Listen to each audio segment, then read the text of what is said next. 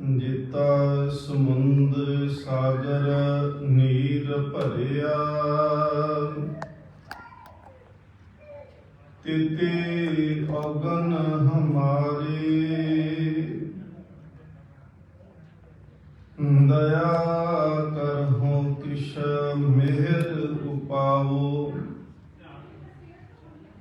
ਡੁੱਬਦੇ ਪੱਥਰ ਤਾਰੇ। ਜੀਅੜਾ ਅਗਨ ਬਰਾਬਰ ਤਪੈ, ਪਿਤਰ ਵਗੈ ਕਾਤੀ। ਰਨਮਤ ਨਾਨਕ ਹੁਕਮ ਪਛਾਨੈ, ਸੁਖ ਹੋਵੈ ਦਿਨ ਰਾਤੀ। ਬੇਸ਼ੁਮਾਰ ਅਥਾਹ ਆਗੰਤ ਅਤੁਲੈ, ਜਿਉ ਬੁਲਾਵੋ ਤਿਉ ਨਾਨਕ ਦਾਸ ਬੋਲੇ।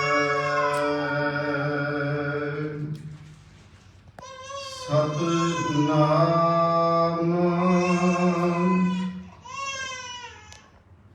ਸ਼੍ਰੀ ਵਾਹਿਗੁਰੂ ਸਾਹਿਬ ਜੀ।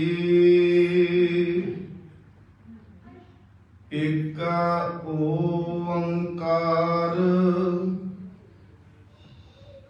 ਸਤਿਨਾਮ ਕਰਤਾ ਪੁਰਖ ਨਿਰਭਉ ਨਿਰਵੈਰ, ਅਕਾਲ ਮੂਰਤ ਅਜੂਨੀ ਸੈਭੰ। ਗੁਰ ਪ੍ਰਸਾਦ ਜਪ ਆਦ ਸਚ ਜੁਗਾਦ ਸਚ, ਹੈ ਭੀ ਸਚ ਨਾਨਕ ਹੋਸੀ ਭੀ ਸਚ। ਸੋਚੈ ਸੋਚ ਨਾ ਹੋਵਈ, ਜੇ ਸੋਚੀ ਲੱਖ ਵਾਰ। ਚੁੱਪੈ ਚੁੱਪ ਨਾ ਹੋਵਈ, ਜੇ ਲਾਇ ਰਹਾ ਲਿਵਤਾਰ। ਭੁਖਿਆ ਭੁਖ ਨਾ ਉਤਰੀ, ਜੇ ਬੰਨਾ ਪੁਰੀਆਂ ਭਾਰ। ਸਹਸ ਸਿਆਣਪਾ ਲਖ ਹੋਹਿ, ਤਾ ਇਕ ਨਾ ਚੱਲੈ ਨਾਲ। ਕਿਵ ਸਚਿਆਰਾ ਹੋਈਐ, ਕਿਵ ਕੂੜਾ ਟੁੱਟੈ ਪਾਲ। ਹੁਕਮ ਰਜਾਈ ਚੱਲਣਾ, ਨਾਨਕ ਲਿਖਿਆ ਨਾਲ। ਕਿਵ ਸਚਿਆਰਾ ਹੋਈਐ, ਕਿਵ ਕੂੜੈ ਟੁੱਟੈ ਪਾਲ। ਹੁਕਮ ਰਜਾਈ ਚੱਲਣਾ, ਨਾਨਕ ਲਿਖਿਆ ਨਾਲ। ਵਾਹਿਗੁਰੂ ਜੀ ਕਾ ਖਾਲਸਾ, ਵਾਹਿਗੁਰੂ ਜੀ ਕੀ ਫਤਿਹ। ਪਰਮ ਸਨਮਾਨਯੋਗ ਜੁਗੋ ਜੁਗ ਅਟਲ ਤਖਤ ਚਵਰ ਛਤਰ ਦੇ ਮਾਲਕ ਸਤਿਗੁਰੂ ਸ੍ਰੀ ਗੁਰੂ ਗ੍ਰੰਥ ਸਾਹਿਬ ਮਹਾਰਾਜ ਪਾਤਸ਼ਾਹ ਜੀ ਦੀ ਪਾਵਨ ਪਵਿੱਤਰ ਹਜ਼ੂਰੀ ਅੰਦਰ ਗੁਰਦੁਆਰਾ ਗੁਰੂ ਨਾਨਕ ਸਤਸੰਗ ਸ਼ਾਮਾਂ ਦੇ ਸਮੇਂ ਸਜੇ ਹੋਏ ਦੀਵਾਨਾਂ ਦੇ ਵਿੱਚ ਜਿੱਥੇ ਆਪ ਸੰਗਤ ਸਤਿਗੁਰੂ ਮਹਾਰਾਜ ਜੀ ਦੀ ਹਜ਼ੂਰੀ ਵਿੱਚ ਬੈਠ ਕੇ ਧੰਨ ਗੁਰੂ ਨਾਨਕ ਦੇਵ ਮਹਾਰਾਜ ਜੀ ਦੀ ਪਾਵਨ ਬਾਣੀ ਦੀ ਵਿਚਾਰ ਦੇ ਨਾਲ ਜੁੜੇ ਹੋ, ਉੱਥੇ ਦੇਸ਼ ਅਤੇ ਵਿਦੇਸ਼ ਦੇ ਅੰਦਰ ਸੋਸ਼ਲ ਮੀਡੀਆ ਦੇ ਰਾਹੀਂ ਗੁਰਮੁਖ ਪਿਆਰਿਆਂ ਵੱਲੋਂ ਰੋਜ਼ਾਨਾ ਹੀ ਲਾਈਵ ਜਿਹੜਾ ਹੈ ਉਹ ਫੇਸਬੁੱਕ ਤੇ ਚਲਾ ਕਰਕੇ ਆਪ ਸੰਗਤ ਘਰਾਂ ਵਿੱਚ ਬੈਠ ਕੇ ਵੀ ਲਾਹਾ ਪ੍ਰਾਪਤ ਕਰ ਰਹੇ ਹੋ। ਸਤਿਗੁਰੂ ਮਹਾਰਾਜ ਪਾਤਸ਼ਾਹ ਜੀ ਦੀ ਪਾਵਨ ਬਾਣੀ ਦੇ ਵਿੱਚੋਂ ਕੱਲ ਤੱਕ ਜੋ ਸਤਿਗੁਰੂ ਮਹਾਰਾਜ ਜੀ ਨੇ ਮੂਲ ਮੰਤਰ ਬਖਸ਼ਿਸ਼ ਕੀਤਾ, ਉਸ ਦੀ ਵਿਚਾਰ ਆਪਾਂ ਕਰਨਾ ਕੀਤੀ ਹੈ। ਅਗਲੀ ਵਿਚਾਰ ਦੇ ਨਾਲ ਜੁੜਨ ਤੋਂ ਪਹਿਲਾਂ ਆਓ ਸਤਿਗੁਰੂ ਮਹਾਰਾਜ ਜੀ ਦੇ ਚਰਨਾਂ ਦੇ ਵਿੱਚ ਲਵਾਈਏ ਹਾਜ਼ਰੀ। ਮਨ ਬਿਰਤੀਆਂ ਕਰੋ ਇਕਾਗਰ, ਧੰਨ ਗੁਰੂ ਨਾਨਕ ਦੇਵ ਮਹਾਰਾਜ ਕਿਰਪਾ ਕਰਨ ਗੁਰਮਤਿ ਵਿਚਾਰਾਂ ਦੀ ਸਾਂਝ ਕਰ ਸਕੀਏ। ਆਸੀਸ ਬਖਸ਼ੋ ਪਿਆਰ ਸਤਿਕਾਰ ਨਾਲ, ਆਖੋ ਜੀ ਸਤਿਨਾਮ ਸ਼੍ਰੀ ਵਾਹਿਗੁਰੂ ਜੀ। ਆਰੰਭਤਾ ਸਤਿਗੁਰੂ ਮਹਾਰਾਜ ਜਪਜੀ ਸਾਹਿਬ ਜੀ ਦੀ ਇੱਕ ਤੋਂ ਕੀਤੀ। ਇੱਕ ਤੋਂ ਭਾਵ ਸੀ ਕਿ ਅਦੁੱਤੀ ਹੈ। ਓਮ ਦਾ ਅਰਥ ਆਪਾਂ ਕੱਲ ਵਿਚਾਰਿਆ ਸੀ ਕਿ ਸਤਿਗੁਰੂ ਮਹਾਰਾਜ ਕਹਿੰਦੇ ਨੇ ਉਹ ਬ੍ਰਹਮ ਸਰੂਪ ਹੈ। ਫਿਰ ਕਾਰ ਦੇ ਅਰਥ ਕੀਤੇ ਸਨ ਕਿ ਉਹ ਇੱਕ ਰਸ ਉਹਦੀ ਜਿਹੜੀ ਹੈ ਉਹ ਕਿਰਪਾ ਉਹਦੀ ਕੁਦਰਤ ਵਰਤਦੀ ਪਈ ਹੈ। ਸਤਨਾਮ ਉਸ ਦਾ ਨਾਮ ਜਿਹੜਾ ਹੈ ਉਹ ਸਦੀਵੀ ਹੈ, ਹੋਂਦ ਵਾਲਾ ਹੈ। ਕਰਤਾ ਪੁਰਖ ਦੇ ਅਰਥ ਸਨ ਕਿ ਉਹ ਪਰਮਾਤਮਾ ਕਿਰਤ ਬਣਾ ਕਰਕੇ ਕਿਰਤ ਤੋਂ ਵੱਖ ਕਦੀ ਨਹੀਂ ਹੁੰਦਾ। ਫਿਰ ਮਹਾਰਾਜ ਆਖਦੇ ਨੇ ਨਿਰਭਉ, ਉਹ ਭੈ ਤੋਂ ਡਰ ਤੋਂ ਰਹਿਤ ਹੈ। ਨਿਰਵੈਰ, ਉਸ ਦਾ ਕਿਸੇ ਦੇ ਨਾਲ ਵੀ ਵੈਰ ਕੋਈ ਨਹੀਂ, ਕਿਉਂਕਿ ਉਸ ਦਾ ਕੋਈ ਸ਼ਰੀਕ ਨਹੀਂ ਹੈ। ਫਿਰ ਸਤਿਗੁਰੂ ਮਹਾਰਾਜ ਜੀ ਆਖਦੇ ਨੇ ਅਕਾਲ ਮੂਰਤ, ਉਸ ਦੀ ਜਿਹੜੀ ਮੂਰਤ ਹੈ, ਭਾਵ ਕਿ ਉਹ ਪਰਮਾਤਮਾ ਜਿਹੜਾ ਹੈ ਉਹ ਹੋਂਦ ਤੇ ਹਸਤੀ ਵਾਲਾ ਹੈ। ਅਸੀਂ ਜਿਸ ਦੀ ਹਸਤੀ ਦੇਖਾਂਗੇ ਜ਼ਮਾਨੇ ਦੇ ਅੰਦਰ, ਸੰਸਾਰ ਦੇ ਅੰਦਰ, ਉਹਦੀ ਹਸਤੀ ਕਾਲ ਦੇ ਅਧੀਨ ਹੈ। ਉਹਦੀ ਹਸਤੀ ਸਮੇਂ ਤੇ ਮੌਤ ਦੇ ਅਧੀਨ ਹੈ। ਪਰ ਸਤਿਗੁਰੂ ਮਹਾਰਾਜ ਕਹਿੰਦੇ ਹੈ ਵਾਹਿਗੁਰੂ ਤੇਰੀ ਜਿਹੜੀ ਹਸਤੀ ਹੈ ਉਹ ਸਮੇਂ ਦੇ ਅਧੀਨ ਨਹੀਂ, ਤੂੰ ਅਕਾਲ ਹੈ, ਤੂੰ ਸਮੇਂ ਦੇ ਪ੍ਰਭਾਵ ਤੋਂ ਵੀ ਪਰੇ ਹੈ। ਅਕਾਲ ਮੂਰਤ। ਫਿਰ ਮਹਾਰਾਜ ਆਖਦੇ ਨੇ ਅਜੂਨੀ, ਤੂੰ ਜੂਨਾਂ ਦੇ ਵਿੱਚ ਨਹੀਂ ਆਉਂਦਾ। ਅੰਡਜ ਜੇਰਜ ਸੇਤ ਉਤਪਜ। ਮਹਾਰਾਜ ਕਹਿੰਦੇ ਨੇ ਕਿ ਇਹ ਚਾਰ ਖਾਣੀਆਂ ਤੇ ਇਹਨਾਂ ਚਾਰੇ ਖਾਣੀਆਂ ਵਿੱਚੋਂ ਤੂੰ ਜਨਮਿਆ ਨਹੀਂ। ਨਾ ਤਾਤੇ ਨਾ ਮਾਤੇ ਨਾ ਜਾਤੇ ਨਾ ਪਾਤੇ। ਤੇਰੀ ਕੋਈ ਮਾਂ, ਤੇਰਾ ਕੋਈ ਪਿਤਾ, ਤੇਰੀ ਕੋਈ ਜਾਤ, ਤੇਰੀ ਕੋਈ ਕੁਲ ਨਹੀਂ ਹੈ। ਫਿਰ ਬਣਿਆ ਕਿਵੇਂ? ਸਤਿਗੁਰੂ ਮਹਾਰਾਜ ਆਖਦੇ ਨੇ ਸਹਿ ਭੰਗ। ਹੁਣ ਇੱਥੇ ਸਹਿ ਭੰਗ ਗੱਗੇ ਨਾਲ ਉਚਾਰਨ ਨਹੀਂ ਕਰਨਾ, ਸਹਿ ਭੰਨ ਨੰਨੇ ਨਾਲ ਉਚਾਰਨ ਨਹੀਂ ਕਰਨਾ। ਜਦੋਂ ਅੱਖਰ ਦੇ ਉੱਪਰ ਅਖੀਰ ਤੇ ਜਦੋਂ ਟਿੱਪੀ ਦੀ ਵਰਤੋਂ ਕੀਤੀ ਜਾਂਦੀ ਉਹ ਨੰਗੇ ਦੀ ਆਵਾਜ਼ ਦਿੰਦੀ ਹੈ, ਸਹਿ ਭੰਗ। ਇਸ ਹੈ ਭੰਗ ਤੋਂ ਭਾਵ ਹੈ ਕਿ ਸਵੈੰ ਭੂ, ਆਪਣੇ ਆਪ ਤੋਂ ਜਿਹਨੇ ਆਪਣੇ ਆਪ ਨੂੰ ਬਣਾਇਆ ਹੋਵੇ, ਕਿਉਂਕਿ ਉਹ ਪਰਮਾਤਮਾ।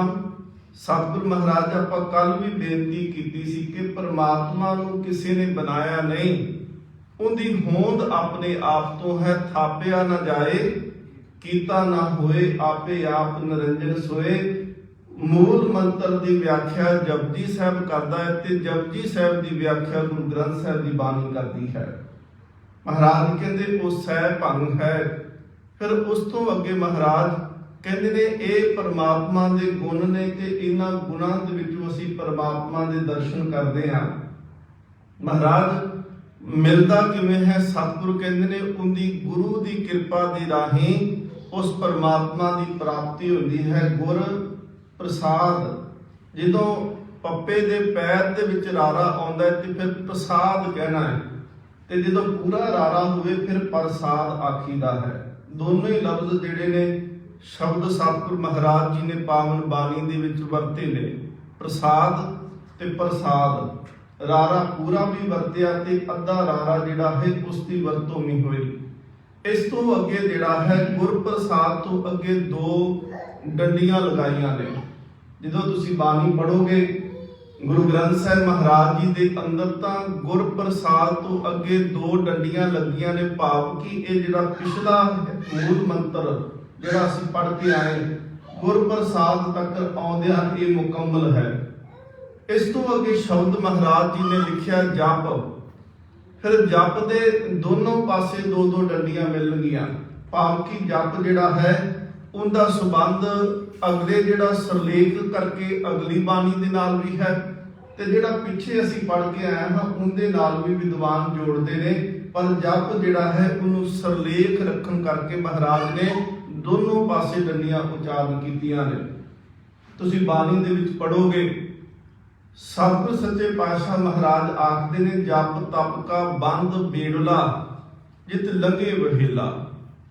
ਸੱਚੇ ਪਾਤਸ਼ਾਹ ਮਹਾਰਾਜ ਕਹਿੰਦੇ ਨੇ ਇਹ ਸੰਸਾਰ ਸਮੁੰਦਰ ਜਿਹੜਾ ਹੈ ਜਿਸ ਦੇ ਵਿੱਚ ਅਸੀਂ ਰਹਿੰਦੇ ਪਏ ਆ, ਮਹਾਰਾਜ ਕਹਿੰਦੇ ਇਹਨੂੰ ਪਾਰ ਕਰਨ ਵਾਸਤੇ ਜਪ ਤੇ ਤਪ ਦਾ ਇੱਕ ਬੇੜਾ ਬੰਨਣਾ ਕਰ। ਸਤਿਗੁਰ ਮਹਾਰਾਜ ਕਹਿੰਦੇ ਨੇ ਜਪ ਤਪ ਸੰਜਮ ਧਰਮ ਨਾ ਕਮਾਇਆ ਸੇਵਾ ਸਾਧ ਨਾ ਜਾਣਿਆ ਹਰ ਰਾਇਆ ਕਹੋ ਨਾਨਕ ਹਮ ਨੀਚ ਕਰਮਾ ਸ਼ਰਨ ਪਰੇ ਕੀ ਰਾਖੋ ਸ਼ਰਮਾ। ਉੱਥੇ ਵੀ ਮਹਾਰਾਜ ਕਹਿੰਦੇ ਨੇ ਜਪ ਦੀ ਗੱਲ ਕੀਤੀ। ਜੇ ਮਹਾਰਾਜ ਉਦਾਹਰਨ ਦਿੰਦੇ ਨੇ ਤੇ ਜਪਣਾ ਚਾਹੀਦਾ ਹੈ। ਮਹਾਰਾਜ ਕਹਿੰਦੇ ਨੇ ਨਾਮ ਜਪੋ ਜੀ ਐਸੇ ਐਸੇ ਧਰੂ ਪ੍ਰਹਿਲਾਦ ਜਪਿਓ ਹਰ ਜੈਸੇ। ਮਸਕੀਨ ਸਾਹਿਬ ਇੱਕ ਗੱਲ ਆਖਿਆ ਕਰਦੇ ਸੀ, ਕਹਿੰਦੇ ਨੇ ਜਪ ਜਿਹੜਾ ਹੁੰਦਾ ਹੈ ਨਾ, ਜਿਵੇਂ ਅਸੀਂ ਇੱਕ ਸਾਹ ਲੈਂਦੇ ਹਾਂ ਤੇ ਇੱਕ ਸਾਹ ਦੇ ਨਾਲ ਉਹ ਪੂਰਾ ਹੋ ਜਾਏ ਉਹਨੂੰ ਜਪ ਆਖਦੇ ਆ। ਜਪਜੀ ਸਾਹਿਬ ਦੀ ਸਮੁੱਚੀ ਬਾਣੀ ਜਿਹੜੀ ਹੈ, ਜਦੋਂ ਅਸੀਂ ਜਪਜੀ ਦਾ ਪਾਠ ਕਰਾਂਗੇ, ਜਪ ਨਹੀਂ ਇਹ ਗੁਰਬਾਣੀ ਦਾ ਪਾਠ ਹੈ। ਗੁਰੂ ਗ੍ਰੰਥ ਸਾਹਿਬ ਮਹਾਰਾਜ ਜੀ ਦੀ ਸਮੁੱਚੀ ਬਾਣੀ ਪੜ੍ਹਦੇ ਆ ਜਾਂ ਸੁਖਮਨੀ ਸਾਹਿਬ ਪੜ੍ਹਦੇ ਆ, ਇਹ ਜਾਪ ਨਹੀਂ ਇਹ ਪਾਠ ਹੈ। ਪਾਠ ਦਰਸ਼ਨ ਗੁਰਬਾਣੀ ਦਰਸ਼ਨ ਹਨ। ਇਹ ਜਪ ਤੋਂ ਭਾਵ ਹੁੰਦਾ ਹੈ ਕਿ ਤੁਸੀਂ ਵਾਹਿਗੁਰੂ ਇੱਕ ਸਵਾਸ ਦੇ ਵਿੱਚ ਆਖ ਦਿੱਤਾ, ਰਾਮ ਇੱਕ ਸਵਾਸ ਵਿੱਚ ਆਖ ਦਿੱਤਾ, ਅੱਲਾਹੂ ਇੱਕ ਸਵਾਸ ਦੇ ਵਿੱਚ ਆਖ ਦਿੱਤਾ, ਗੋਬਿੰਦ ਇੱਕ ਸਵਾਸ ਦੇ ਵਿੱਚ ਆਖ ਦਿੱਤਾ। ਹੁਣ ਜਿਹੜਾ ਲਫ਼ਜ਼ ਅੱਖਰ ਸਤਿਗੁਰੂ ਮਹਾਰਾਜ ਸਾਨੂੰ ਬਖਸ਼ਦੇ ਆ ਇੱਕ ਸਵਾਸ 'ਚ ਕਹਿ ਲਈਏ ਉਹਨੂੰ ਜਪ ਆਖਦੇ ਆ। ਜਪ ਤੋਂ ਭਾਵ ਹੁੰਦਾ ਹੈ ਕਿ ਕਿਸੇ ਚੀਜ਼ ਨੂੰ ਬਾਰ-ਬਾਰ ਰਿਪੀਟ ਕਰਨਾ। ਕਈ ਵਾਰੀ ਜਪ ਦੇ ਵਿਰੋਧ ਵਿੱਚ ਕਈ ਆਖਣਗੇ ਜੀ ਕੀ ਲੋੜ ਬਾਰ-ਬਾਰ ਰਿਪੀਟ ਕਰਨ ਦੀ, ਇਹ ਤਾਂ ਤੋਤਾ ਰਟਨ ਹੋ ਗਿਆ। ਦੇਖੋ ਅਸੀਂ ਜਿਹੜੇ ਸਾਹ ਲੈਂਦੇ ਆ ਨਾ ਇਹ ਵੀ ਤਾਂ ਰਿਪੀਟ ਹੁੰਦੇ ਨੇ, ਫਿਰ ਉਹ ਕਿਉਂ ਨਹੀਂ ਅਸੀਂ ਲੈਣੇ ਛੱਡ ਦਿੰਦੇ। ਪਰਮਾਤਮਾ ਦਾ ਨਾਮ ਜਿਹੜਾ ਜਪ ਅਸੀਂ ਕਰਦੇ ਆ, ਜਪ ਪਰਮਾਤਮਾ ਦੇ ਨਾਲ ਜੋੜ ਦਿੰਦਾ ਹੈ। ਜਪ ਜ਼ਰੂਰੀ ਕਿਉਂ? ਸਤਿਗੁਰੂ ਮਹਾਰਾਜ ਪਾਤਸ਼ਾਹ ਕਹਿੰਦੇ ਨੇ ਇਹ ਰੱਬ ਦੇ ਨਾਲ ਜੁੜਨ ਦਾ ਵਸੀਲਾ ਹੈ। ਜਿੰਦਾ ਨਾਮ ਬਾਰ-ਬਾਰ ਲਓਗੇ ਉਹ ਤੁਹਾਡੇ ਵੱਲ ਨੂੰ ਖਿੱਚਿਆ ਆਵੇਗਾ। ਸਤਿਗੁਰੂ ਮਹਾਰਾਜ ਜੀ ਦੀ ਬਾਣੀ ਵਿੱਚ ਭਗਤ ਸਾਹਿਬ ਆਖਦੇ ਨੇ ਕੇਸੋ ਕੇਸੋ ਕੂਕੀਏ ਨਾ ਸੋਈਏ ਆਸਾਰ ਰਾਤ ਦਿਲ ਕੇ ਕੁਕਨੇ ਕਬਹੂ ਕੇ ਸੁਨੇ ਪੁਕਾਰ।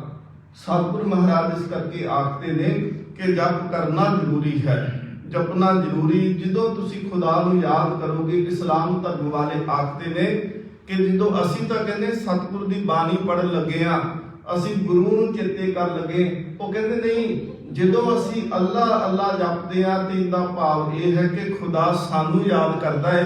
ਤੁਸੀਂ ਉਦਾਹਰਨ ਦੇ ਤੌਰ ਤੇ ਦੇਖੋ, ਜਿਹਨੂੰ ਬਹੁਤ ਪਿਆਰ ਕਰਦੇ ਹੋ, ਜਿਹਦੇ ਨਾਲ ਤੁਹਾਡਾ ਬਹੁਤ ਦਿਲੀ ਗਹਿਰਾ ਰਿਸ਼ਤਾ ਹੋਵੇ, ਤੁਸੀਂ ਉਹਨੂੰ ਯਾਦ ਕਰੋਗੇ ਤੇ ਅਚਾਨਕ ਉਹਦਾ ਫੋਨ ਆ ਜਾਏ। ਕਈ ਵਾਰੀ ਇਸ ਤਰ੍ਹਾਂ ਹੁੰਦਾ ਨਾ ਕਿ ਫੋਨ ਆਇਆ ਤੇ ਅਸੀਂ ਕਹਿ ਵੀ ਦਿੰਦੇ ਆ ਕਿ ਤੈਨੂੰ ਹੁਣੇ ਯਾਦ ਕੀਤਾ ਸੀ, ਤੇਰਾ ਫੋਨ ਆ ਗਿਆ। ਇਹ ਕੇਵਲ ਦੁਨਿਆਵੀ ਰਿਸ਼ਤਾ ਸੀ। ਜਦੋਂ ਅਸੀਂ ਦੁਨਿਆਵੀ ਰਿਸ਼ਤਿਆਂ ਦੇ ਵਿੱਚ ਵੀ ਗਹਿਰੇ ਜਾ ਕਰਕੇ ਕਿਸੇ ਨੂੰ ਯਾਦ ਕਰਦੇ ਆ ਤੇ ਉਹ ਸਾਨੂੰ ਯਾਦ ਕਰਦਾ ਹੈ। ਪਰ ਜਦੋਂ ਅਸੀਂ ਹਿਰਦੇ ਦੇ ਨਾਲ ਪਰਮਾਤਮਾ ਨੂੰ ਯਾਦ ਕਰਨਾ ਕਰਾਂਗੇ ਤੇ ਫਿਰ ਪਰਮਾਤਮਾ ਵੀ ਸਾਡੇ ਹਿਰਦੇ ਵਿੱਚ ਆ ਕੇ ਵਸਦਾ ਹੈ। ਬਹੁਤ ਸਾਰੀਆਂ ਉਦਾਹਰਨਾਂ ਨੇ, ਜਿਵੇਂ ਦੇਖੋ ਅਸੀਂ ਭੋਜਨ ਕਰਦੇ ਹਾਂ, ਭੋਜਨ ਅਸੀਂ ਜਦੋਂ ਕਰਦੇ ਹਾਂ ਅਸੀਂ 10 ਮਿੰਟ ਦੇ ਵਿੱਚ ਰੋਟੀ ਸਾਰੀ ਖਾ ਲੈਂਦੇ ਆ। ਆਪਣਾ ਭੋਜਨ ਥਾਲੀ ਅੱਗੇ ਰੱਖੀ, ਅਸੀਂ 10 ਮਿੰਟ 15 ਮਿੰਟ ਦੇ ਵਿੱਚ ਉਹਨੂੰ ਰੋਟੀ ਨੂੰ ਖਾ ਲਿਆ। ਹੁਣ ਉਹ ਰੋਟੀ ਦਾ ਜਿਹੜਾ ਸਵਾਦ ਸੀ ਉਹ ਜੀਭ ਨੇ 10 ਜਾਂ 15 ਮਿੰਟ ਵਾਸਤੇ ਚਖਿਆ, ਕੇਵਲ 10 ਜਾਂ 15 ਮਿੰਟ ਲੱਗੇ, ਉਹ ਬੁਰਕੀਆਂ ਖਾਧੀਆਂ ਤੇ ਉਸ ਰੋਟੀ ਜਿਹੜੀ ਸੀ ਉਹ ਸਰੀਰ ਦੇ ਅੰਦਰ ਚਲੇ ਗਈ। ਹੁਣ ਇਸ ਤੋਂ ਅੱਗੇ ਅਸੀਂ ਭੁੱਲ ਜਾਂਦੇ ਆ ਕਿ ਉਸ ਰੋਟੀ ਦੇ ਨਾਲ ਅੱਗੇ એનર્ਜੀ ਬਣਾਉਣੀ ਆ ਤੇ ਅਸੀਂ ਥੋੜੀ ਬਣਾਉਨੇ ਆ। ਉਹਦੇ ਵਿੱਚੋਂ ਜੇ ਤਾਕਤ ਨਿਕਲਦੀ ਆ, ਬਲੱਡ ਬਣਨਾ ਹੈ, ਕੈਲਸ਼ੀਅਮ ਬਣਨੀ ਆ, ਸਰੀਰ ਦੀ ਤਾਕਤ ਬਣਨੀ, ਉਹ ਅਸੀਂ ਨਹੀਂ ਬਣਾਉਂਦੇ ਪਏ। ਉਹ ਸਾਡਾ ਕੰਮ ਸੀ ਅਸੀਂ ਕੇਵਲ ਭੋਜਨ ਦਾ ਸਵਾਦ ਲਿਆ ਕਿ ਭੋਜਨ ਰੋਟੀ ਬੜੀ ਸਵਾਦ 10 ਮਿੰਟ 'ਚ ਖਾ ਲਈ, 15 ਮਿੰਟ ਲਾ ਕੇ ਖਾ ਲਈ। ਇਸ ਤੋਂ ਬਾਅਦ ਰੋਟੀ ਜਿਹੜੀ ਸੀ ਉਹ ਇੱਕ ਪ੍ਰੋਸੈਸ ਪੇਟ ਦੇ ਵਿੱਚ ਗਈ, ਉਸ ਰੋਟੀ ਦੇ ਵਿੱਚੋਂ એનર્ਜੀ ਪੈਦਾ ਹੋਈ, ਉਸ ਰੋਟੀ ਵਿੱਚੋਂ ਬਲੱਡ ਬਣਿਆ, ਉਸ ਰੋਟੀ ਵਿੱਚੋਂ ਸ਼ੂਗਰ ਬਣੀ, ਉਸ ਰੋਟੀ ਦੇ ਵਿੱਚੋਂ ਕੈਲਸ਼ੀਅਮ ਬਣੀ। ਉਹ ਅਸੀਂ ਨਹੀਂ ਬਣਾਇਆ, ਪਰ ਦੇਖੋ ਜਿਹੜਾ ਖੂਨ ਉਸ ਰੋਟੀ ਵਿੱਚੋਂ ਪ੍ਰੋਸੈਸ ਵਿੱਚੋਂ ਨਿਕਲ ਕੇ ਬਣਿਆ, ਉਹਨੇ ਸਰੀਰ ਦੀ ਇੱਕ ਬਰੀਕ ਤੋਂ ਬਰੀਕ ਨਾੜੀ ਤੱਕ ਵੀ ਜਾ ਕੇ ਪਹੁੰਚ ਕੀਤੀ। ਜਦੋਂ ਅਸੀਂ ਅੰਮ੍ਰਿਤ ਵੇਲੇ ਬੈਠ ਕੇ 10 ਜਾਂ 15 ਮਿੰਟ ਵਾਸਤੇ ਵੀ ਜਪਣਾ ਸ਼ੁਰੂ ਕਰ ਦੇਵਾਂਗੇ, ਸਾਡਾ ਕੰਮ ਹੈ ਕਿ ਅਸੀਂ ਕੇਵਲ 10-15 ਮਿੰਟ ਜਪ ਲਈਏ। ਸਤਿਗੁਰੂ ਮਹਾਰਾਜ ਭਾਗ ਲਾ ਦਿੰਦੇ ਨੇ ਕਿ ਉਹੀ ਜਪ ਜਿਹੜਾ ਜਪਿਆ ਹੋਇਆ ਪਾਠ ਹੈ, ਜਪਿਆ ਹੋਇਆ ਨਾਮ ਸਰੀਰ ਦੇ ਰੋਮ ਰੋਮ ਦੇ ਵਿੱਚ ਚਲੇ ਜਾਂਦਾ ਹੈ ਤੇ ਇਹਨੂੰ ਹੀ ਸਤਿਗੁਰੂ ਮਹਾਰਾਜ ਕਹਿੰਦੇ ਨੇ ਗੁਰਮੁਖ ਰੋਮ ਰੋਮ ਹਰਿ ਧਿਆਵੇ। ਸਤਿਗੁਰੂ ਮਹਾਰਾਜ ਇੱਥੇ ਸ਼ਬਦ ਵਰਤਿਆ ਜਪ, ਜਪ ਦੇ ਅਰਥ ਜਪਣਾ ਤੇ ਜਪ ਇੱਥੇ ਬਾਣੀ ਦਾ ਨਾਮ ਹੈ ਤੇ ਅਸੀਂ ਸਤਿਕਾਰ ਦੇ ਨਾਲ ਕੁਝ ਅੱਖਰ ਅੱਗੇ ਤੇ ਪਿੱਛੇ ਲਾਉਂਦੇ ਆ। ਸ਼੍ਰੀ ਜਪਜੀ ਸਾਹਿਬ, ਸ਼੍ਰੀ ਵੀ ਅਸੀਂ ਕੋਲੋਂ ਲਾਉਂਦੇ ਆ ਤੇ ਜਪਜੀ ਦੇ ਨਾਲ ਸਾਹਿਬ ਜਾਂ ਸਾਹਿਬ ਜੀ ਵੀ ਕੋਲੋਂ ਲਾ ਦਿੰਦੇ, ਪਰ ਜਿਹੜਾ ਸਤਿਗੁਰੂ ਮਹਾਰਾਜ ਸ਼ਬਦ ਵਰਤਿਆ ਉਹ ਹੈ ਕੇਵਲ ਜਪ। ਅੱਗੇ ਸਤਿਗੁਰੂ ਮਹਾਰਾਜ ਇਸ ਤੋਂ ਅੱਗੇ ਸ਼ਲੋਕ ਇੱਕ ਬਖਸ਼ਿਸ਼ ਕੀਤਾ। ਤੁਸੀਂ ਸੁਖਮਨੀ ਸਾਹਿਬ ਦਾ ਪਾਠ ਕਰਦੇ ਹੋ ਤੇ ਸੁਖਮਨੀ ਸਾਹਿਬ ਦੇ ਅੰਦਰ ਇਹੀ ਸ਼ਲੋਕ ਮਹਾਰਾਜ ਨੇ ਦੁਬਾਰਾ ਫਿਰ ਵਰਤਿਆ ਹੈ। ਜਿਹੜੇ ਸਹਿਜ ਪਾਠ ਕਰਦੇ ਨੇ ਉਹਨਾਂ ਨੂੰ ਪਤਾ ਹੋਵੇਗਾ ਕਿ ਜਿਹੜਾ ਸ਼ਲੋਕ ਹੈ ਨਾ ਜੀ, ਪਵਨ ਗੁਰੂ ਪਾਣੀ ਪਿਤਾ ਮਾਤਾ ਧਰਤ ਮਹਤ, ਇਹੀ ਸ਼ਲੋਕ ਗੁਰੂ ਅੰਗਦ ਦੇਵ ਮਹਾਰਾਜ ਨੇ ਰਾਗ ਮਾਝ ਦੀ ਵਾਰ ਅੰਦਰ ਵਰਤਿਆ ਹੈ। ਜਿੱਥੇ ਅਸੀਂ ਪੜ੍ਹਦੇ ਹਾਂ ਨਾ ਕਿ ਨਾਨਕ ਤੇ ਮੁਖੀ ਉਜਲੇ ਕੀਤੀ ਛੁੱਟੀ ਨਾਲ, ਤੇ ਗੁਰੂ ਅੰਗਦ ਦੇਵ ਮਹਾਰਾਜ ਲਿਖਦੇ ਨੇ ਹੋਰ ਕੀਤੀ ਛੁੱਟੀ ਨਾਲ। ਅੰਤਰ ਮਹਾਰਾਜ ਨੇ ਉੱਥੇ ਰੱਖਿਆ, ਉੱਥੇ ਪਵਨ ਗੁਰੂ ਹੈ, ਉੱਥੇ ਪੌਣ ਗੁਰੂ ਹੈ। ਸੋ ਸੱਚੇ ਪਾਤਸ਼ਾਹ ਮਹਾਰਾਜ ਕਹਿੰਦੇ ਨੇ ਕਿ ਇੱਕ ਤਾਂ ਸ਼ਲੋਕ ਵਰਤਦੇ ਨੇ ਤੇ ਇਹੀ ਸ਼ਲੋਕ ਗੁਰੂ ਅਰਜਨ ਦੇਵ ਮਹਾਰਾਜ ਨੇ ਸੁਖਮਨੀ ਸਾਹਿਬ ਵਿੱਚ ਵਰਤਿਆ। ਸਿਰਫ ਫਰਕ ਕਿੰਨਾ ਸੀ, ਹੈ ਭੀ ਸੱਚ ਦੀ ਥਾਂ ਤੇ ਹੈ ਪੇ ਸੱਚ ਸਿਹਾਰੀ ਦੇ ਨਾਲ ਵਰਤੋਂ ਕੀਤੀ ਉੱਥੇ। ਹੁਣ ਸਤਿਗੁਰੂ ਮਹਾਰਾਜ ਪਾਤਸ਼ਾਹ ਜੀ ਲਿਖਦੇ ਨੇ ਆਦ ਸੱਚ। ਆਦ ਤੋਂ ਭਾਵ ਹੈ ਕਿ ਜਦੋਂ ਕੁਝ ਵੀ ਨਹੀਂ ਸੀ, ਜਦੋਂ ਇਹ ਬ੍ਰਹਿਮੰਡ ਖੰਡ ਧਰਤੀਆਂ ਨਹੀਂ ਸੀ, ਜਦੋਂ ਅਸੀਂ ਨਹੀਂ ਸਾਂ, ਜਦੋਂ ਟਾਈਮ ਨਹੀਂ ਸੀ, ਜਦੋਂ ਦਿਨ ਤੇ ਰਾਤ ਨਹੀਂ ਸਾਂ, ਸਤਿਗੁਰੂ ਮਹਾਰਾਜ ਕਹਿੰਦੇ ਨੇ ਆਦਿ ਤੋਂ, ਜਦੋਂ ਤੋਂ ਇਹ ਬ੍ਰਹਿਮੰਡ ਤੋਂ ਉਸ ਤੋਂ ਪਹਿਲੋਂ ਵੀ ਮੌਜੂਦ ਹੈ। ਸੱਚ ਤੋਂ ਭਾਵ ਇੱਥੇ ਪਰਮਾਤਮਾ ਹੈ। ਸੱਚ ਜਿਹੜਾ ਸ਼ਬਦ ਆਇਆ ਨਾ, ਆਦ ਸੱਚ, ਜੁਗਾਦ ਸੱਚ, ਇਹ ਸੱਚ ਜਿਹੜਾ ਹੈ ਇਹ ਪਰਮਾਤਮਾ ਸਰੂਪ ਹੈ। ਇਹ ਬ੍ਰਹਮ ਦੀ ਗੱਲ ਮਹਾਰਾਜ ਕਰਦੇ ਨੇ ਕਿ ਹੇ ਪਰਮਾਤਮਾ ਜੀ, ਤੁਸੀਂ ਅਨਾਦਿ ਹੋ, ਤੁਸੀਂ ਆਦ ਤੋਂ ਵੀ ਪਹਿਲੋਂ ਸੀ, ਜਦੋਂ ਕੁਝ ਵੀ ਨਹੀਂ ਸੀ ਤੁਸੀਂ ਉਦੋਂ ਵੀ ਸੀ। ਆਦ ਤੇ ਭਾਵ ਹੁਣ ਅਸੀਂ ਕਿਉਂਕਿ ਜਦੋਂ ਧਰਤੀ ਨਹੀਂ ਸੀ ਬਣੀ ਤੇ ਟਾਈਮ ਕੋਈ ਨਹੀਂ ਸੀ, ਡੇਟ ਕੋਈ ਨਹੀਂ ਸੀ, ਤਰੀਕ ਕੋਈ ਨਹੀਂ, ਵਾਰ ਕੋਈ ਨਹੀਂ। ਥਿਤ ਵਾਰ ਨਾ ਜੋਗੀ ਜਾਣੇ, ਰੁੱਤ ਮਹ ਨਾ ਕੋਈ ਨਾ, ਉਦੋਂ ਥਿਤ ਨਾ ਵਾਰ ਨਾ ਕੋਈ ਦਿਨ ਨਾ ਮਹੂਰਤ ਨਾ ਵਿਸਵੇ ਨਾ ਚਸਿਆ ਨਾ ਘੜੀਆਂ ਨਾ ਪਹਿਰਾ ਨਾ ਥਿਤ ਨਾ ਵਾਰ। ਮਹਾਰਾਜ ਕਹਿੰਦੇ ਉਦੋਂ ਕੁਝ ਵੀ ਨਹੀਂ ਸੀ, ਉਦੋਂ ਕੇਵਲ ਤੂੰ ਇੱਕੋ ਹੀ ਸਾਂ। ਸੱਚੇ ਪਾਤਸ਼ਾਹ ਮਹਾਰਾਜ ਅੱਗੇ ਆਖਦੇ ਨੇ ਜੁਗਾਦ ਸੱਚ। ਸੱਚ ਦੇ ਅਰਥ ਹੋਏ ਪਰਮਾਤਮਾ ਤੇ ਜੁਗਾਦ ਦੇ ਅਰਥ ਨੇ ਕਿ ਯੁੱਗਾਂ ਦੇ ਆਦ ਤੋਂ, ਜਦੋਂ ਤੋਂ ਯੁੱਗ ਬਣੇ, ਜਦੋਂ ਤੋਂ ਟਾਈਮ ਟਰੈਵਲ ਸ਼ੁਰੂ ਹੋਇਆ, ਜਦੋਂ ਤੋਂ ਅਸੀਂ ਗਿਣਿਆ ਕਿ ਆ ਸਤਿਯੁਗ ਹੈ, ਆ ਦੁਆਪਰ ਹੈ, ਆ ਤ੍ਰੇਤਾ ਹੈ, ਆ ਕਲਯੁਗ ਹੈ। ਮਹਾਰਾਜ ਕਹਿੰਦੇ ਯੁੱਗਾਂ ਦੇ ਆਦ ਤੋਂ ਵੀ ਤੂੰ ਮੌਜੂਦ ਹੈ। ਜਦੋਂ ਯੁੱਗ ਨਹੀਂ ਸੀ, ਆਦ ਸੀ ਕੇਵਲ, ਉਦੋਂ ਵੀ ਤੂੰ ਸਾਂ। ਜਦੋਂ ਸੱਚੇ ਪਾਤਸ਼ਾਹ ਮਹਾਰਾਜ ਸਮੇਂ ਦੀ ਆਰੰਭਤਾ ਹੋਈ, उस दिन भी तू मौजूद सी। ते महाराज गुरु नानक देव कहते ने है भी सच। हुण इत्थे महाराज जी ने जिवें ਅਸੀਂ 3 ਕਾਲ ਦੀ ਗੱਲ ਕਰਦੇ ਆ, ਅਸੀਂ ਕਹਿੰਦੇ ਆ ਕਿ ਪਿਛਲਾ ਬੀਤ ਚੁੱਕਾ ਜਿਹੜਾ ਸੀ ਉਹ ਪਾਸਟ ਹੋ ਗਿਆ, ਉਹ ਭੂਤ ਕਾਲ ਹੋ ਗਿਆ। ਮਹਾਰਾਜ ਕਹਿੰਦੇ ਨੇ ਤੂੰ ਉਦੋਂ ਵੀ ਸੀ, ਆਦ ਸੱਚ ਤੋਂ ਭਾਵ ਕਿ ਤੂੰ ਪਿੱਛੇ ਵੀ ਸੈਂ। ਫਿਰ ਅੱਗੇ ਸਤਿਗੁਰ ਮਹਾਰਾਜ ਕਹਿੰਦੇ ਨੇ ਹੈ ਵੀ ਸੱਚ। ਹੁਣ ਮੌਜੂਦਾ ਪ੍ਰੈਜ਼ੈਂਟ ਦੇ ਵਿੱਚ ਵੀ, ਵਰਤਮਾਨ ਦੇ ਵਿੱਚ ਵੀ ਤੂੰ ਵਰਤਦਾ ਹੈ, ਵਰਤਮਾਨ ਵਿੱਚ ਵਰਤਦਾ। ਮਹਾਰਾਜ ਕਹਿੰਦੇ ਨੇ ਤੂੰ ਵਰਤਮਾਨ ਵਿੱਚ ਹੈ, ਮੌਜੂਦ ਹੈ। ਇਹ ਨਹੀਂ ਅਸੀਂ ਕਦੀ ਵੀ ਆਖ ਸਕਦੇ ਕਿ ਪਰਮਾਤਮਾ ਹੁੰਦਾ ਸੀ ਜਾਂ ਪਰਮਾਤਮਾ ਹੋਵੇਗਾ। ਮਹਾਰਾਜ ਕਹਿੰਦੇ ਨੇ ਕੋਈ ਵੀ ਸਮਾਂ ਹੋਵੇ, ਸਰਬ ਕਾਲ ਸਰਬ ਠੌਰ ਏਕ ਸੇ ਲਗਤ ਹੋ। ਤੂੰ ਹਰ ਸਮੇਂ ਹਰ ਕਾਲ ਦੇ ਵਿੱਚ ਮੌਜੂਦ ਰਹਿਣਾ। ਇਸ ਕਰਕੇ ਹੈ ਵੀ ਸੱਚ, ਤੂੰ ਹੈ, ਹੁਣ ਵੀ ਮੌਜੂਦ ਹੈ। ਤੇ ਧੰਨ ਗੁਰੂ ਨਾਨਕ ਦੇਵ ਮਹਾਰਾਜ ਆਖਦੇ ਨੇ ਨਾਨਕ ਹੋਸੀ। ਆਉਣ ਵਾਲਾ ਸਮਾਂ ਜਿਹੜਾ ਹੈ, ਜਦੋਂ ਅਸੀਂ ਨਹੀਂ ਹੋਵਾਂਗੇ, ਕੋਈ 100 ਸਾਲ ਭੋਗ ਕੇ ਚਲੇ ਜਾਏਗਾ, ਕੋਈ 50 ਸਾਲ ਭੋਗ ਕੇ ਚਲੇ ਜਾਏਗਾ। ਭਾਵੇਂ ਮਹਾਰਾਜ ਕਹਿੰਦੇ ਨੇ ਤੂੰ ਇਸ ਤੋਂ ਵੀ ਜ਼ਿਆਦਾ ਜੇ ਤੂੰ ਵਿਚਾਰੇ ਆਪ ਜਾ ਹੋਰ ਦਸੂਨੀ, ਤੂੰ 40 ਯੁੱਗ ਤੱਕ ਉਮਰ ਭੋਗ ਕੇ ਚਲੇ ਜਾਏ, ਤੇਰੇ ਜਾਣ ਤੋਂ ਬਾਅਦ ਵਿੱਚ ਵੀ ਪਰਮਾਤਮਾ ਫਿਰ ਰਹੇਗਾ। ਤੂੰ ਜਾ ਸਕਦਾ ਪਰ ਪਰਮਾਤਮਾ ਫਿਰ ਰਹਿੰਦਾ ਹੈ। ਮਹਾਰਾਜ ਕਹਿੰਦੇ ਨਾਨਕ ਹੋਸੀ ਵੀ ਸੱਚ। ਉਹ ਪਰਮਾਤਮਾ ਹੋਵੇਗਾ, ਉਦੋਂ ਵੀ ਰਹੇਗਾ। ਇੱਥੋਂ ਫਿਰ ਅੱਗੇ ਮਹਾਰਾਜ ਨੇ ਏਕਾ ਲਾ ਦਿੱਤਾ। ਏਕੇ ਤੋਂ ਭਾਵ ਸੀ ਕਿ ਇਹ ਇੱਕ ਸ਼ਲੋਕ ਹੈ। ਜਿਹੜੇ ਗੁਰਬਾਣੀ ਨੂੰ ਪੜ੍ਹਦੇ ਨਾ ਉਹਨਾਂ ਨੂੰ ਪਤਾ ਹੈ ਕਿ ਜਦੋਂ ਮਹਾਰਾਜ ਜਿਹੜੇ ਅੱਗੇ ਗਿਣਤੀ ਲਿਖਦੇ ਆ ਨਾ, ਇਹ ਸ਼ਬਦਾਂ ਦਾ ਜੋੜ ਹੁੰਦਾ ਹੈ, ਇਹ ਪੌੜੀਆਂ ਦਾ ਜੋੜ ਹੁੰਦਾ ਹੈ। ਹੁਣ ਅੱਗੇ ਜਿਹੜੀ ਪੌੜੀ ਆਉਂਦੀ ਹੈ ਉਹਦੇ ਬਾਅਦ ਮਹਾਰਾਜ ਨੇ ਫਿਰ ਇੱਕ ਹੀ ਲਾਇਆ, ਜਿਹੜੀ ਅਸੀਂ ਅਗਲੀ ਪੌੜੀ ਦੀ ਵਿਚਾਰ ਕਰਨ ਲੱਗੇ ਆ। ਇੱਥੇ ਸੱਚੇ ਪਾਤਸ਼ਾਹ ਮਹਾਰਾਜ ਜਦੋਂ ਪੌੜੀ ਦੀ ਆਰੰਭਤਾ ਕਰਦੇ ਨੇ, ਮਹਾਰਾਜ ਕਹਿੰਦੇ ਨੇ ਸੋਚੈ ਸੋਚ ਨਾ ਹੋਵਈ ਜੇ ਸੋਚੀ ਲੱਖ ਵਾਰ। ਹਿੰਦੀ ਦੇ ਵਿੱਚ ਇੱਕ ਸ਼ਬਦ ਪੜ੍ਹਦੇ ਆ ਸੋਚ। ਸੋਚ ਹਿੰਦੁਸਤਾਨ ਵਿੱਚ ਜਾਓ, ਰੇਲਵੇ ਸਟੇਸ਼ਨਾਂ ਦੇ ਉੱਤੇ ਜਿੱਥੇ ਲੋਕੀ ਇਸ਼ਨਾਨ ਕਰਦੇ ਹੋਣ ਨਾ, ਉੱਥੇ ਲਿਖਿਆ ਹੁੰਦਾ ਸ਼ੌਚਾਲੇ। ਜਿੱਥੇ ਪੜ੍ਹਾਈ ਕੀਤੀ ਜਾਂਦੀ ਹਿੰਦੁਸਤਾਨ ਬਾਕੀ ਸਟੇਟਾਂ ਦੇ ਵਿੱਚ, ਉੱਥੇ ਲਿਖਿਆ ਕੋਈ ਵਿਦਿਆਲੇ।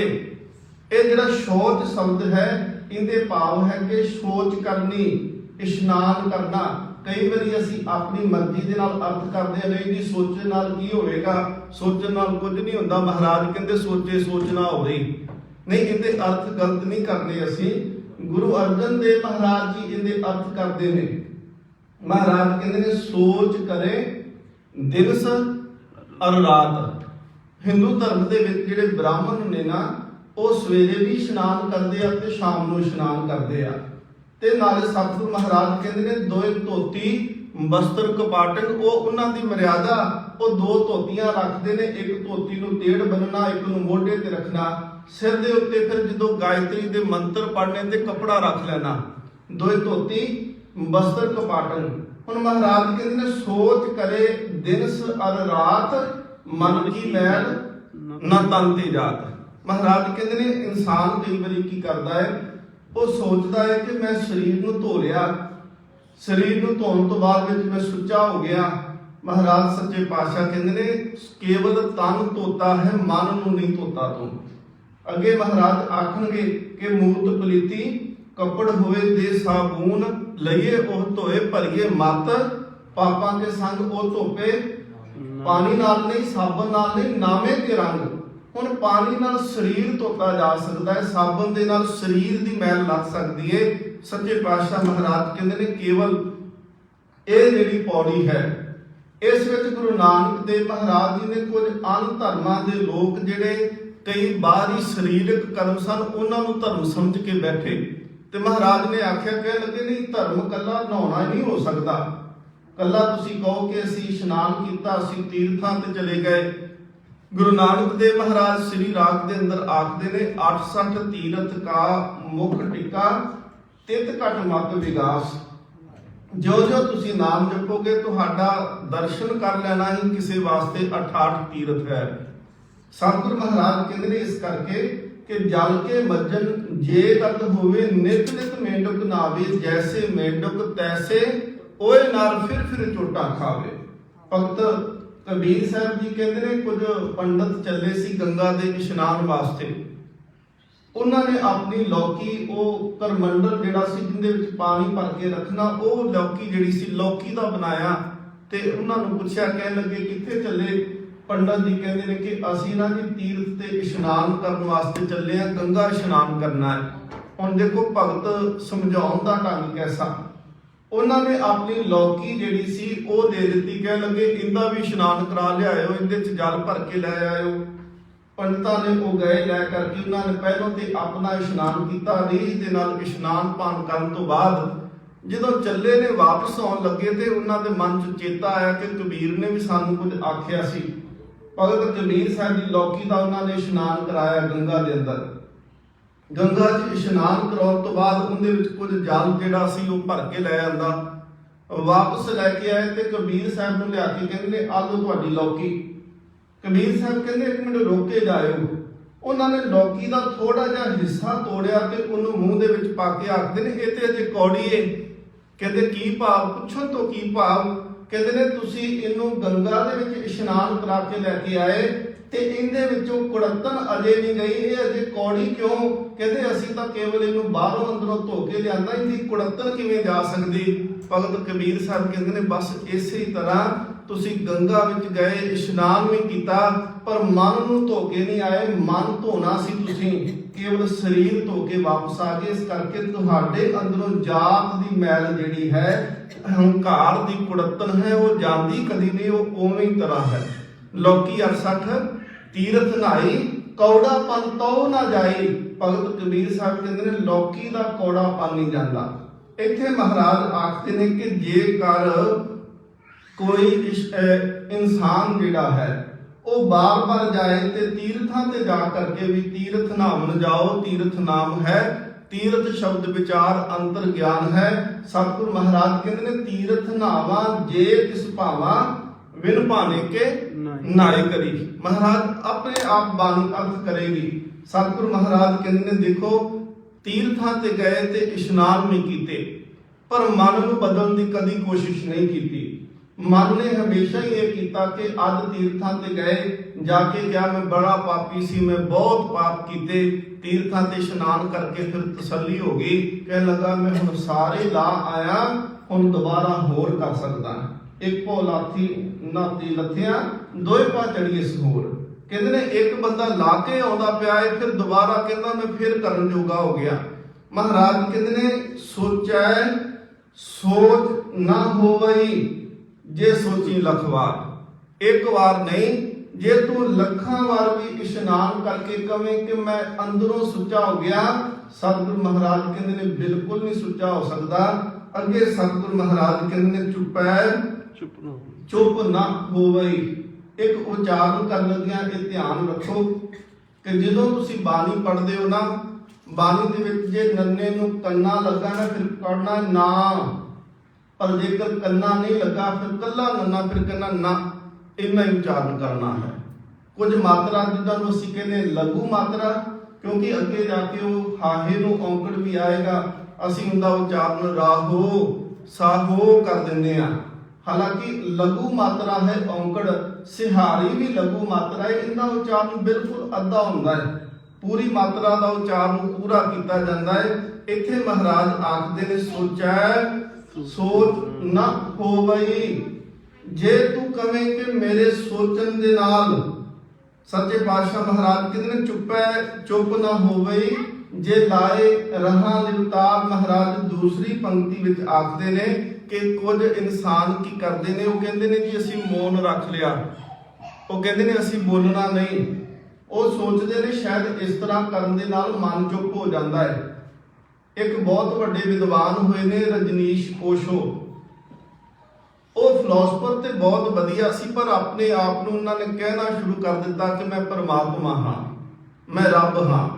ਉਹਦੀ ਇੱਕ ਆਸ਼ਰਮ ਵੀ ਬਣਿਆ ਹੈ ਪੂਨੇ ਦੇ ਅੰਦਰ। ਉਹ ਕੀ ਕਹਿੰਦਾ ਹੈ, ਕਹਿੰਦਾ ਮਨ ਜਿਹੜਾ ਹੈ ਨਾ, ਜੋ ਮੰਗਦਾ ਹੈ ਇਹਨੂੰ ਦੇ ਦਿਓ। ਮਨ ਜਿੱਦਣ ਰੱਜ ਜਾਏਗਾ ਆਪਣੇ ਆਪ ਰੱਬ ਦੇ ਰਸਤੇ ਤੇ ਤੁਰੇਗਾ। ਪਰ ਸੱਚੀ ਗੱਲ ਹੈ ਕਿ ਮਨ ਪੇਟ ਰੱਜ ਸਕਦਾ ਹੈ, ਖਾਂਦਿਆਂ ਖਾਂਦਿਆਂ ਮੂੰਹ ਇਕੱਠਾ, ਪਹਿਨਾਉਂਦਿਆਂ ਸਭ ਅੰਗ ਥੱਕ ਜਾਂਦੇ ਨੇ ਕਿ ਕੱਪੜਾ ਨਹੀਂ ਪਾਉਣਾ, ਕਮਜ਼ੋਰ ਹੋ ਗਏ, ਹੁਣ ਪਾਇਆ ਨਹੀਂ ਜਾਂਦਾ। ਪੈਰ ਥੱਕ ਚੁੱਕੇ ਨੇ, ਤੁਰ ਤੁਰ ਕੇ ਕਮਜ਼ੋਰ ਹੋ ਗਏ ਨੇ, ਹੁਣ ਸ਼ੂਜ਼ ਨਹੀਂ ਪਾ ਸਕਦਾ। ਅੱਖਾਂ ਥੱਕ ਚੁੱਕੀਆਂ ਨੇ, ਹੁਣ ਬਾਹਰ ਦੇਖਿਆ ਨਹੀਂ ਜਾ ਸਕਦਾ। ਜੀਭ, ਮੂੰਹ, ਦੰਦ ਨਿਕਲ ਚੁੱਕੇ ਨੇ, ਥੱਕ ਚੁੱਕਾ ਏ, ਹੁਣ ਖਾਧਾ ਨਹੀਂ ਜਾ ਸਕਦਾ, ਪਰ ਖਾਣ ਦੀ ਲਾਲਸਾ ਅਜੇ ਵੀ ਮੌਜੂਦ ਆ। ਅੱਖੀਂ ਦੇਖਣਾ ਰੱਜੀਆਂ ਬਹੁਰੰਗ ਤਮਾਸ਼ੇ, ਅੱਖਾਂ ਵੇਖਣ ਖਣੋਂ ਥੱਕ ਚੁੱਕੀਆਂ, ਨਿਗਾਹ ਕਮਜ਼ੋਰ ਹੋ ਗਈ, ਐਨਕ ਲੱਗੀ, ਅੱਖਾਂ ਬਦਲਾ ਲੀਆਂ, ਲੇਜ਼ਰ ਕਰਵਾ ਲਿਆ, ਕਈ ਢੰਗ ਨਵੀਆਂ ਅੱਖਾਂ ਵੀ ਦਾਨ ਕਿਸੇ ਨੇ ਕੀਤੀਆਂ, ਉਹ ਵੀ ਲੱਗ ਗਈਆਂ, ਪਰ ਮਨ ਥੋੜੀ ਰੱਜਿਆ। ਮਨ ਤੇ ਕਹਿੰਦਾ ਨਹੀਂ ਅਜੇ ਹੋਰ ਸੰਸਾਰ ਦੇਖਣਾ, ਨਹੀਂ ਦਿਸਦਾ ਪਿਆ, ਉਹ ਵੱਖਰੀ ਗੱਲ। ਮਹਾਰਾਜ ਕਹਿੰਦੇ ਅੱਖੀਂ ਦੇਖਣਾ ਰੱਜੀਆਂ ਬਹੁਰੰਗ ਤਮਾਸ਼ੇ। ਹੁਣ ਕੰਨ ਜਿਹੜੇ ਨੇ ਕਈ ਵਾਰੀ ਸਰੋਤ ਘਟ ਜਾਂਦੀ, ਬੰਦਾ ਮਸ਼ੀਨ ਲਾ ਲੈਂਦਾ ਕੰਨਾਂ ਨੂੰ ਕਿ ਆਵਾਜ਼ ਸਹੀ ਸੁਣਨ ਲੱਗ ਪਏ, ਪਰ ਕੰਨ ਰੱਜੇ ਥੋੜੀ ਏ। ਬੜਾ ਕੁਝ ਸੁਣਿਆ, ਸੰਸਾਰ ਦੀ ਨਿੰਦਿਆ ਸੁਣੀ, ਵਡਿਆਈ ਸੁਣੀ, ਹੌਸਲੇ ਸੁਣੇ, ਹਾਸੇ ਸੁਣੇ, ਆਪਣੀ ਵਡਿਆਈ ਸੁਣੀ, ਕਿਸੇ ਦੀ ਚੁਗਲੀਆਂ ਸੁਣ ਲੀਆਂ, ਮਨ ਰੱਜਿਆ ਥੋੜੀ। ਕੰਨ ਤੇ ਕਹਿੰਦੇ ਅਜੇ ਹੋਰ ਮੈਂ ਕੁਝ ਸੁਣਨਾ ਸੀ। ਸਤਿਗੁਰੂ ਮਹਾਰਾਜ ਪਾਤਸ਼ਾਹ ਕਹਿੰਦੇ ਨੇ ਜੇਕਰ ਕੋਈ ਕਿਸੇ ਕਿਸਮ ਦਾ ਸੋਚਦਾ ਹੈ ਨਾ ਕਿ ਇਹਨੂੰ ਰਜਾਇਆ ਜਾ ਸਕਦਾ ਹੈ, ਮਨ ਜਿਹੜਾ ਹੈ ਉਹ ਰੱਜਦਾ ਨਹੀਂ। ਫਿਰ ਸਤਿਗੁਰੂ ਮਹਾਰਾਜ ਕਹਿੰਦੇ ਕੁਝ ਲੋਕ ਕੀ ਕਰਦੇ ਨੇ, ਉਹ ਧਰਮ ਦੇ ਨਾਂ ਦੇ ਉੱਤੇ ਪਾਖੰਡ ਕਰਦੇ ਆ। ਉਹ ਕਹਿੰਦੇ ਨੇ ਅਸੀਂ ਹੁਣ ਬੋਲਣਾ ਛੱਡ ਦਿੱਤਾ, ਚੁੱਪ ਕਰ ਗਏ। ਚੁੱਪ ਹੈ, ਚੁੱਪ ਨਾ ਹੋਵੇ। ਮਹਾਰਾਜ ਕਹਿੰਦੇ ਜੀਭ ਚੁੱਪ ਕੀਤੀ, ਮਨ ਫਿਰ ਬੋਲੀ ਜਾ ਰਿਹਾ। ਜਿਹੜੇ ਬੰਦੇ ਨੇ ਮੌਨ ਰੱਖਿਆ ਹੋਵੇ, ਉਹਨੂੰ ਭੁੱਖ ਲੱਗ ਜੇ, ਭੁੱਖ ਲੱਗਣ ਤੋਂ ਬਾਅਦ ਵਿੱਚ ਉਹਨੇ ਰੋਟੀ ਮੰਗਣੀ ਆ, ਜਾਂ ਤੇ ਉਹ ਇਸ਼ਾਰਾ ਕਰੇਗਾ ਜਾਂ ਉਹ ਲਿਖ ਕੇ ਦੇਵੇਗਾ। ਤੁਸੀਂ ਪੰਜਾਬੀ ਜਦੋਂ ਅਸੀਂ ਪੜ੍ਹਦੇ ਸੀ ਤਾਂ ਇੱਕ ਪਰਿਭਾਸ਼ਾ ਲਿਖੀ ਹੁੰਦੀ ਸੀ, ਕਹਿੰਦੇ ਬੋਲੀ ਕਿੰਨੇ ਪ੍ਰਕਾਰ ਦੀ। ਉਹ ਕਹਿੰਦੇ ਨੇ ਦੋ ਪ੍ਰਕਾਰ ਦੀ ਹੁੰਦੀ, ਇੱਕ ਲਿਖ ਕੇ ਲਿਖਣ ਵਾਲੀ ਬੋਲੀ ਤੇ ਇੱਕ ਬੋਲਚਾਲ ਦੀ ਬੋਲੀ। ਵਿਆਕਰਨ ਪੰਜਾਬੀ ਦੇ ਅੰਦਰ ਉਹ ਕਹਿੰਦੇ ਨੇ ਬੋਲਚਾਲ ਦੀ ਬੋਲੀ ਹੈ ਤੇ ਇੱਕ ਲਿਖਣ ਵਾਲੀ ਜਿਹੜੀ ਹੈ ਉਹ ਵੀ ਬੋਲੀ ਹੈ। ਸਾਡਾ ਜੋ ਮਨ ਬੋਲਦਾ ਹੈ ਜਾਂ ਸਾਡੀ ਜੋ ਸੋਚ ਵਿੱਚ ਆਉਂਦਾ, ਅਸੀਂ ਉਹਨੂੰ ਕਾਗਜ਼ ਦੇ ਉੱਤੇ ਲਿਖ ਦਿੰਦੇ ਆ। ਇਹਦਾ ਮਤਲਬ ਜੇ ਜੀਭ ਨਹੀਂ ਬੋਲੀ ਤੇ ਮਨ ਤੇ ਬੋਲਦਾ ਪਿਆ ਸੀ ਨਾ। ਮਨ ਨੂੰ ਪਿਆਸ ਲੱਗੀ ਹੈ ਤੇ ਮਨ ਨੇ ਕਿਹਾ ਲਿਖ ਕੇ ਤੇ ਕਾਗਜ਼ ਉੱਪਰ ਪਾਣੀ ਲੈ ਕੇ ਆਓ। ਮਹਾਰਾਜ ਕਹਿੰਦੇ ਨੇ ਕੱਲਾ ਜੀਭ ਦੇ ਚੁੱਪ ਕਰਨ ਦੇ ਨਾਲ ਮਨ ਚੁੱਪ ਨਹੀਂ ਕਰੇਗਾ। ਮਨ ਨੂੰ ਚੁੱਪ ਕਰਾਉਣਾ, ਜਦੋਂ ਤੁਸੀਂ ਬੈਠੋਗੇ ਚੌਂਕੜਾ ਮਾਰ ਕੇ ਅੰਮ੍ਰਿਤ ਵੇਲੇ ਬੈਠ ਜਾਇਓ, ਚੁੱਪ ਕਰਕੇ ਬੈਠ ਜਾਇਓ। ਹਾਲਾਂਕਿ ਜਪ ਜਿਹੜਾ ਹੈ ਉਹ ਤਿੰਨ ਤਰ੍ਹਾਂ ਦਾ ਕਹਿੰਦੇ ਨੇ ਵਿਦਵਾਨ। ਇੱਕ ਹੁੰਦਾ ਹੈ ਬੋਲ ਕੇ ਕਰਨਾ, ਸ਼ੁਰੂਆਤ ਕਿੱਥੋਂ ਕੀਤੀ ਜਾਂਦੀ ਹੈ। ਫਿਰ ਇਸ ਤੋਂ ਬਾਅਦ ਹੁੰਦਾ ਹੈ ਚੁੱਪ ਕਰਕੇ ਕਰਨਾ, ਬਿਲਕੁਲ ਹੌਲੀ ਜੀ ਆਵਾਜ਼ ਆਪਣੇ ਆਪ ਨੂੰ ਮਹਿਸੂਸ ਹੋਵੇ। ਤੀਸਰਾ ਹੁੰਦਾ ਹੈ ਕਿ ਸੁਰਤ ਦੇ ਨਾਲ ਜਪ ਕਰਨਾ। ਹੁਣ ਸਤਿਗੁਰੂ ਮਹਾਰਾਜ ਪਾਤਸ਼ਾਹ ਕਹਿੰਦੇ ਨੇ ਕਿ ਤੂੰ ਅੰਮ੍ਰਿਤ ਵੇਲੇ ਬੈਠਿਆ, ਬੈਠ ਕੇ ਤੂੰ ਦੇਖੀ ਤੇਰਾ ਮਨ ਕਿੰਨਾ ਰੌਲਾ ਪਾਉਂਦਾ ਹੈ। ਮਨ ਚੁੱਪ ਨਹੀਂ ਕਰੇਗਾ। ਸਭ ਤੋਂ ਬੁਰੇ ਖਿਆਲ, ਤੁਸੀਂ ਦਿਨ ਦੇ ਵਿੱਚ ਕਿਤੇ ਵੀ ਜਾਓ, ਦੁਕਾਨ ਤੇ ਬੈਠੋ, ਕਾਰੋਬਾਰ ਤੇ ਜਾਓ, ਸ਼ਿਫਟ ਕਰਨ ਜਾਓ, ਡਿਊਟੀ ਤੇ ਚਲੇ ਜਾਓ, ਕਿਤੇ ਵੀ ਜਾਓ, ਇੱਥੋਂ ਤੱਕ ਕਿ ਤੁਸੀਂ ਮੂਵੀ ਦੇਖਣ ਚਲੇ ਜਾਓ, ਤੁਸੀਂ ਫਿਲਮ ਦੇਖਦੇ ਪਏ, ਤੁਹਾਡੇ ਮਨ ਦੇ ਵਿੱਚ ਕੋਈ ਬੁਰਾ ਖਿਆਲ ਨਹੀਂ ਹੋਣਾ, ਤੁਹਾਡਾ ਧਿਆਨ ਪੂਰਾ ਫਿਲਮ ਦੇ ਵਿੱਚ ਹੋਏਗਾ। ਪਰ ਜਦੋਂ ਤੁਸੀਂ ਪਾਠ ਕਰਨ ਵਾਸਤੇ, ਸਿਮਰਨ ਕਰਨ ਵਾਸਤੇ ਬੈਠੋਗੇ, ਜਿੰਨੇ ਬੁਰੇ ਗੰਦੇ ਖਿਆਲ ਜਿਹੜੇ ਨੇ ਸਿਮਰਨ ਕਰਦੇ ਆਉਣਗੇ, ਉਹਨੇ ਸਾਰੇ ਦਿਨ ਦੇ ਵਿੱਚ ਨਹੀਂ ਆਉਣਗੇ। ਮਨ ਬੋਲਣੋਂ ਨਹੀਂ ਹਟੇਗਾ। ਮਨ ਕਹੇਗਾ ਕਿ ਆਹ ਕੁਝ ਚਾਹੀਦਾ ਸੀ, ਤੂੰ ਕਿਹੜੇ ਪਾਸੇ ਤੁਰ ਪਿਆ। ਤੇ ਸਤਿਗੁਰੂ ਮਹਾਰਾਜ ਇਤਿਹਾਸ ਦੇ ਬਚਨ ਨੇ ਜੀ, ਮਨ ਲੋਚੇ ਬੁਰਾਈਆਂ ਗੁਰ ਪ੍ਰਸਾਦੀ ਇਹ ਮਨ ਹੋੜੀਏ। ਮਹਾਰਾਜ ਗੁਰੂ ਤੇਗ ਬਹਾਦਰ ਸਾਹਿਬ ਜੀ ਦੇ ਇਤਿਹਾਸ ਉਸ ਵੇਲੇ ਬਚਨ ਨੇ ਕਿ ਮਨ ਹਰ ਵੇਲੇ ਬੁਰਾਈਆਂ ਲੋਚਦਾ ਪਿਆ ਏ। ਮਹਾਰਾਜ ਬਾਣੀ ਵਿੱਚ ਕਹਿੰਦੇ ਨੇ ਮਾਤਾ ਪੈਸਾ ਅਮੂਹਾ ਜਾਏ, ਕੁਦ ਕੁਦ ਚਲੇ ਦਸਾਪਲ ਪਾਏ। ਕਹਿੰਦੇ ਨੇ ਇਹ ਜਿਹੜਾ ਪੈਸਾ ਤੋਂ ਪਾ ਝੋਟਾ ਜਿਹੜਾ ਹੁੰਦਾ ਹੈ ਨਾ ਜੀ, ਉਹਨੂੰ ਜਿੰਨਾ ਮਰਜ਼ੀ ਰੱਸੀਆਂ ਖਿੱਚ ਕੇ ਲਿਆਓ, ਬਦੋ ਬਦੀ ਖਿੱਚ ਕੇ ਦੂਜੇ ਪਾਸੇ ਨੂੰ ਲੈ ਜਾਏਗਾ।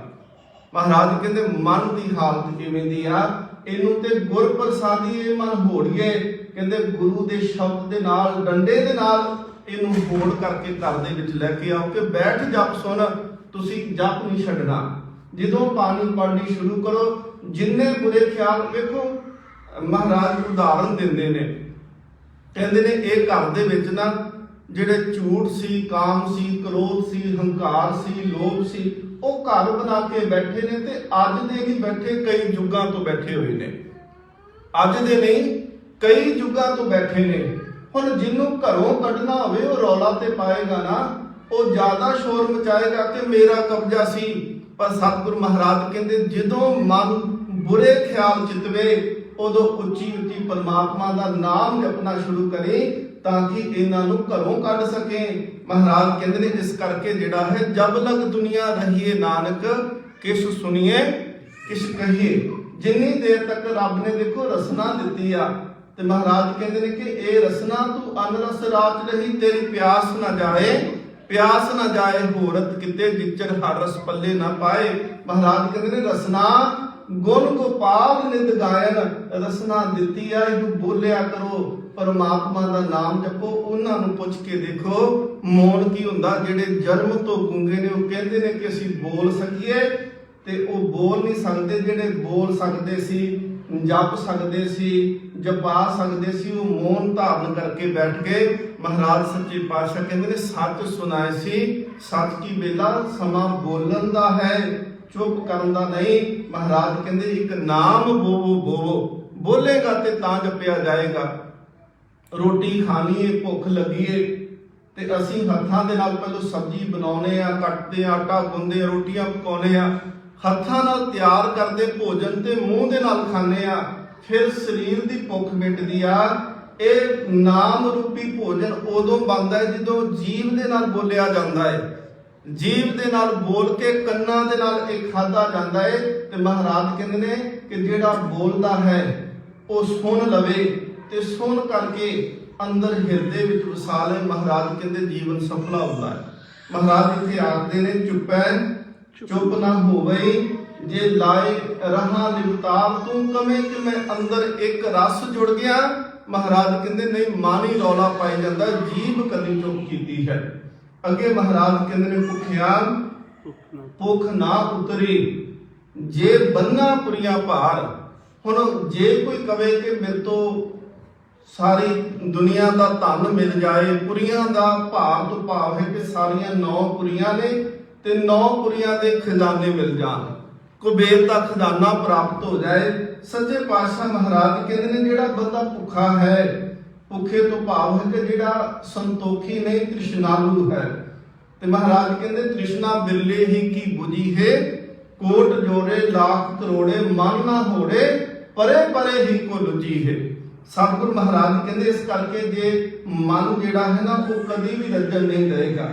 ਜਿਹੜਾ ਇਨਸਾਨ ਤ੍ਰਿਪਤ ਨਹੀਂ ਹੋ ਸਕਦਾ, ਜਿੰਦੇ ਅੰਦਰ ਸੰਤੋਖ ਨਹੀਂ ਆਇਆ, ਜਿੰਦੇ ਅੰਦਰ ਸਬਰ ਨਹੀਂ ਆਇਆ, ਸਤਿਗੁਰ ਮਹਾਰਾਜ ਕਹਿੰਦੇ ਨੇ ਪੂਰੀਆਂ ਦਾ ਭਾਰ ਬਣ ਕੇ ਸਮੁੱਚੀ ਕਾਇਨਾਤ ਦਾ ਖਜ਼ਾਨਾ ਬਣ ਕੇ ਵੀ ਉਹਨੂੰ ਦੇ ਦੋ, ਉਹ ਤਾਂ ਵੀ ਕਹੇਗਾ ਇਹ ਥੋੜਾ, ਇਸ ਤੋਂ ਅੱਗੇ ਹੋਰ ਚਾਹੀਦਾ ਹੈ। ਅੱਗੇ ਸਤਿਗੁਰ ਮਹਾਰਾਜ ਕਹਿੰਦੇ ਨੇ ਉਹ ਬੰਦੇ ਜਿਹੜੇ ਆਪਣੇ ਆਪ 'ਚ ਚਲਾਕ ਨੇ, ਜਿਹੜੇ ਆਪਣੇ ਆਪ ਦੇ ਵਿੱਚ ਬਹੁਤ ਸਿਆਣੇ ਨੇ, ਜਿਹੜੇ ਕਹਿੰਦੇ ਨੇ ਕਿ ਸਾਡੇ ਵਰਗਾ ਸਿਆਣਾ ਕੋਈ ਨਹੀਂ, ਇੰਨੀ ਕੁ ਜ਼ਿਆਦਾ ਸਿਆਣਪ ਕਿ 10-15 ਨੂੰ ਲੁੱਟ ਕੇ ਰੋਟੀ ਖਾਂਦੇ ਹੋਵਣ।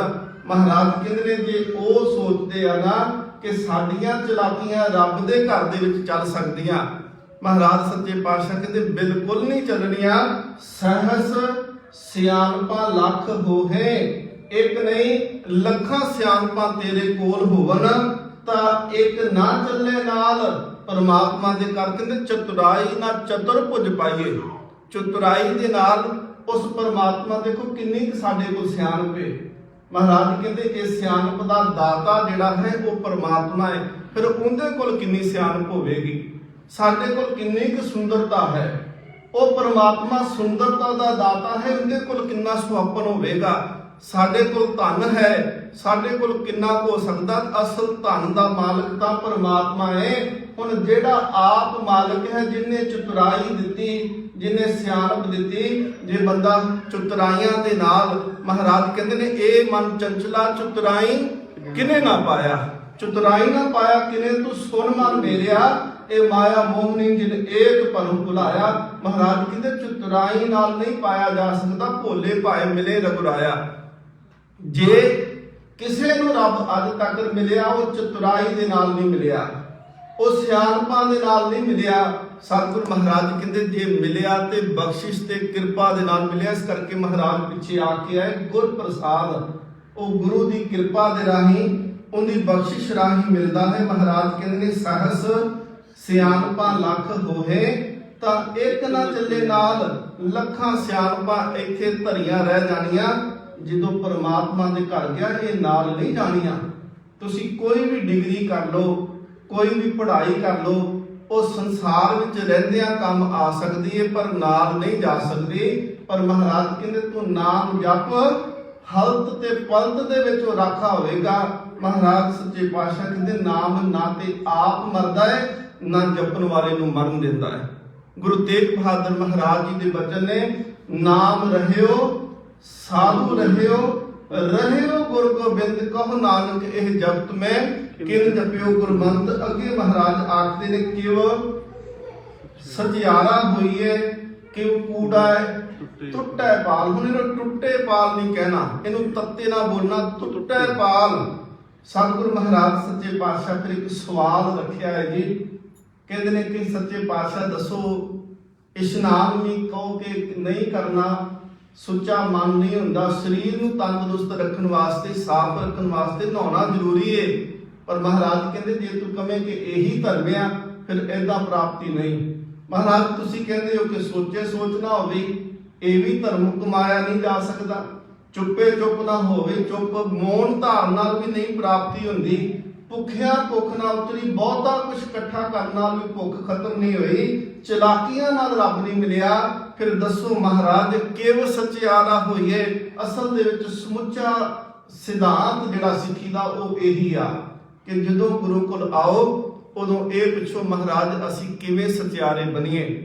ਮਹਾਰਾਜ ਗੁਰੂ ਅਮਰਦਾਸ ਸੱਚੇ ਪਾਤਸ਼ਾਹ ਉਹਨਾਂ ਦੇ ਬਚਨ ਨੇ, ਕਿਸੇ ਸਿੱਖ ਨੇ ਸਵਾਲ ਕੀਤਾ ਕਿ ਮਹਾਰਾਜ ਸੱਚੇ ਪਾਤਸ਼ਾਹ ਬੜੇ ਆਉਂਦੇ ਨੇ ਤੁਹਾਡੀ ਹਜ਼ੂਰੀ ਵਿੱਚ, ਆ ਕੇ ਸੰਗਤ ਵਿੱਚ ਵੀ ਬੈਠਦੇ ਨੇ, ਪਰ ਬਹੁਤ ਸਾਰੇ ਐਸੇ ਨੇ ਜਿਹੜੇ ਗੁਰਦੁਆਰੇ ਆਉਣ ਨੂੰ ਤਿਆਰ ਨਹੀਂ ਆ। ਮਹਾਰਾਜ ਕਾਰਨ ਕੀ ਹੈ? ਗੁਰੂ ਅਮਰਦਾਸ ਮਹਾਰਾਜ ਕਹਿੰਦੇ ਨੇ ਜਿਨ ਕੇ ਚਿੱਤ ਕਠੋਰ ਹੈ ਸੇ ਬਹਿ ਨਾ ਸਤਿਗੁਰ ਪਾਸ, ਉੱਥੇ ਸੱਚ ਵਰਤਦਾ ਕੁੜਿਆਰਾ ਚਿੱਤ ਉਦਾਸ। ਜਿੱਥੇ ਸੱਚ ਹੋਵੇ ਉੱਥੇ ਝੂਠ ਨਹੀਂ ਚੱਲ ਸਕਦਾ। ਹੁਣ ਜਿਹਦੇ ਮਨ ਦੇ ਵਿੱਚ ਹਮੇਸ਼ਾ ਨਿੰਦਿਆ ਚੁਗਲੀ ਝੂਠ ਚੱਲਣਾ ਹੈ, ਉਹ ਜਦੋਂ ਗੁਰੂ ਕੀ ਹਜ਼ੂਰੀ ਵਿੱਚ ਆਏਗਾ, ਹੁਣ ਇੱਥੇ ਨਾ ਤੇ ਬਾਣੀ ਝੂਠ ਹੈ, ਨਾ ਬਾਣੀ ਕੂੜ ਹੈ, ਨਾ ਕਥਾ ਕੀਰਤਨ ਝੂਠ ਹੈ। ਜਿਹਦਾ ਸੁਭਾਅ ਕੂੜ ਵਾਲਾ ਭਰਿਆ ਏ ਉਹਨੂੰ ਸੱਚ ਚੰਗਾ ਨਹੀਂ ਲੱਗਦਾ। ਮਹਾਰਾਜ ਕਹਿੰਦੇ ਕੁੜਿਆਰੀ ਜਾਏ ਰਲੇ, ਸਚਿਆਰ ਸਿੱਖ ਬੈਠੇ ਸਤਿਗੁਰ ਪਾਸ। ਇਹ ਹੈ ਕਿਵ ਸਚਿਆਰਾ ਹੋਈ ਹੈ। ਜਿੰਦਾ ਮਨ ਸੱਚਾ, ਜਿਹਦੇ ਹਿਰਦੇ ਵਿੱਚ ਗੁਰੂ ਟੇਕਿਆ, ਉਹ ਸਚਿਆਰ ਹੈ। ਤੇ ਸਤਿਗੁਰ ਮਹਾਰਾਜ ਪਾਤਸ਼ਾਹ ਜੀ ਨੂੰ ਸਵਾਲ ਪੁੱਛਦੇ ਨੇ, ਕਹਿ ਲੱਗੇ ਦੱਸੋ ਕਿਵ ਸਚਿਆਰਾ ਹੋਈ ਹੈ, ਕਿਵੇਂ ਫਿਰ ਸਚਿਆਰੇ ਬਣੀਦਾ ਹੈ। ਕਿਵ ਕੂੜੈ ਟੁੱਟੈ ਪਾਲ। ਪਾਲ ਦੇ ਅਰਥ ਹੁੰਦੇ ਨੇ ਕੰਧ। ਕਿ ਇਹ ਦੱਸੋ ਮਹਾਰਾਜ ਤੇਰੇ ਤੇ ਸਾਡੇ ਵਿੱਚ ਇੱਕ ਝੂਠ ਦੀ ਕੰਧ ਬਣੀ ਏ, ਇਹ ਕੰਧ ਕਿਵੇਂ ਟੱਠੇ, ਇਹ ਪਰਦੇ ਨੂੰ ਕਿਵੇਂ ਪਾਸੇ ਕਰੀਏ।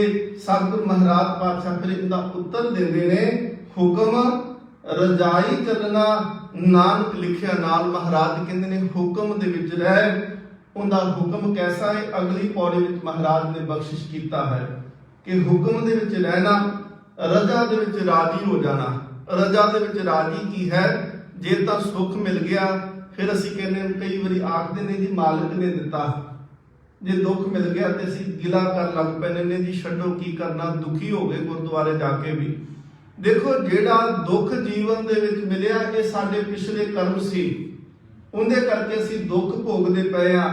ਪਰ ਜੇ ਹੁਣ ਵੀ ਚੰਗੇ ਕਰਮ ਨਹੀਂ ਕਰਾਂਗੇ ਤੇ ਅਗਲਾ ਸਮਾਂ ਵੀ ਦੁਖਦਾਈ ਹੋਵੇਗਾ।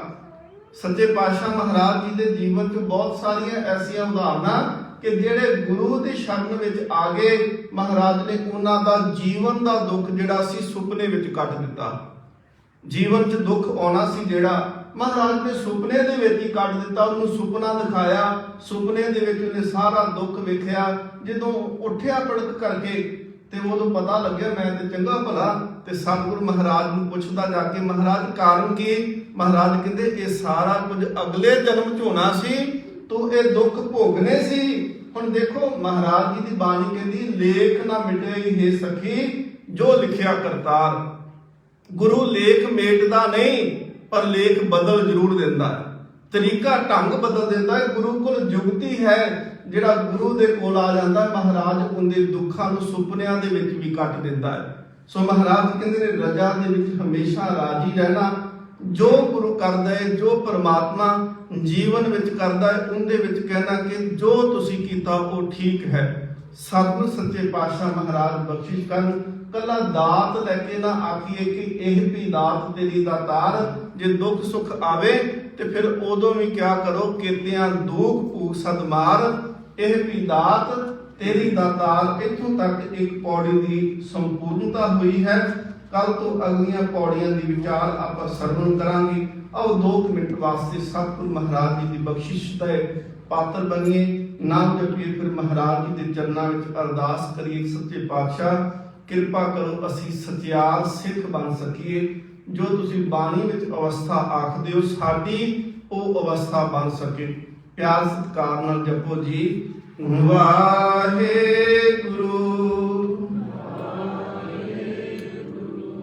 ਵਾਹਿਗੁਰੂ ਵਾਹਿਗੁਰੂ ਵਾਹਿਗੁਰੂ ਵਾਹਿਗੁਰੂ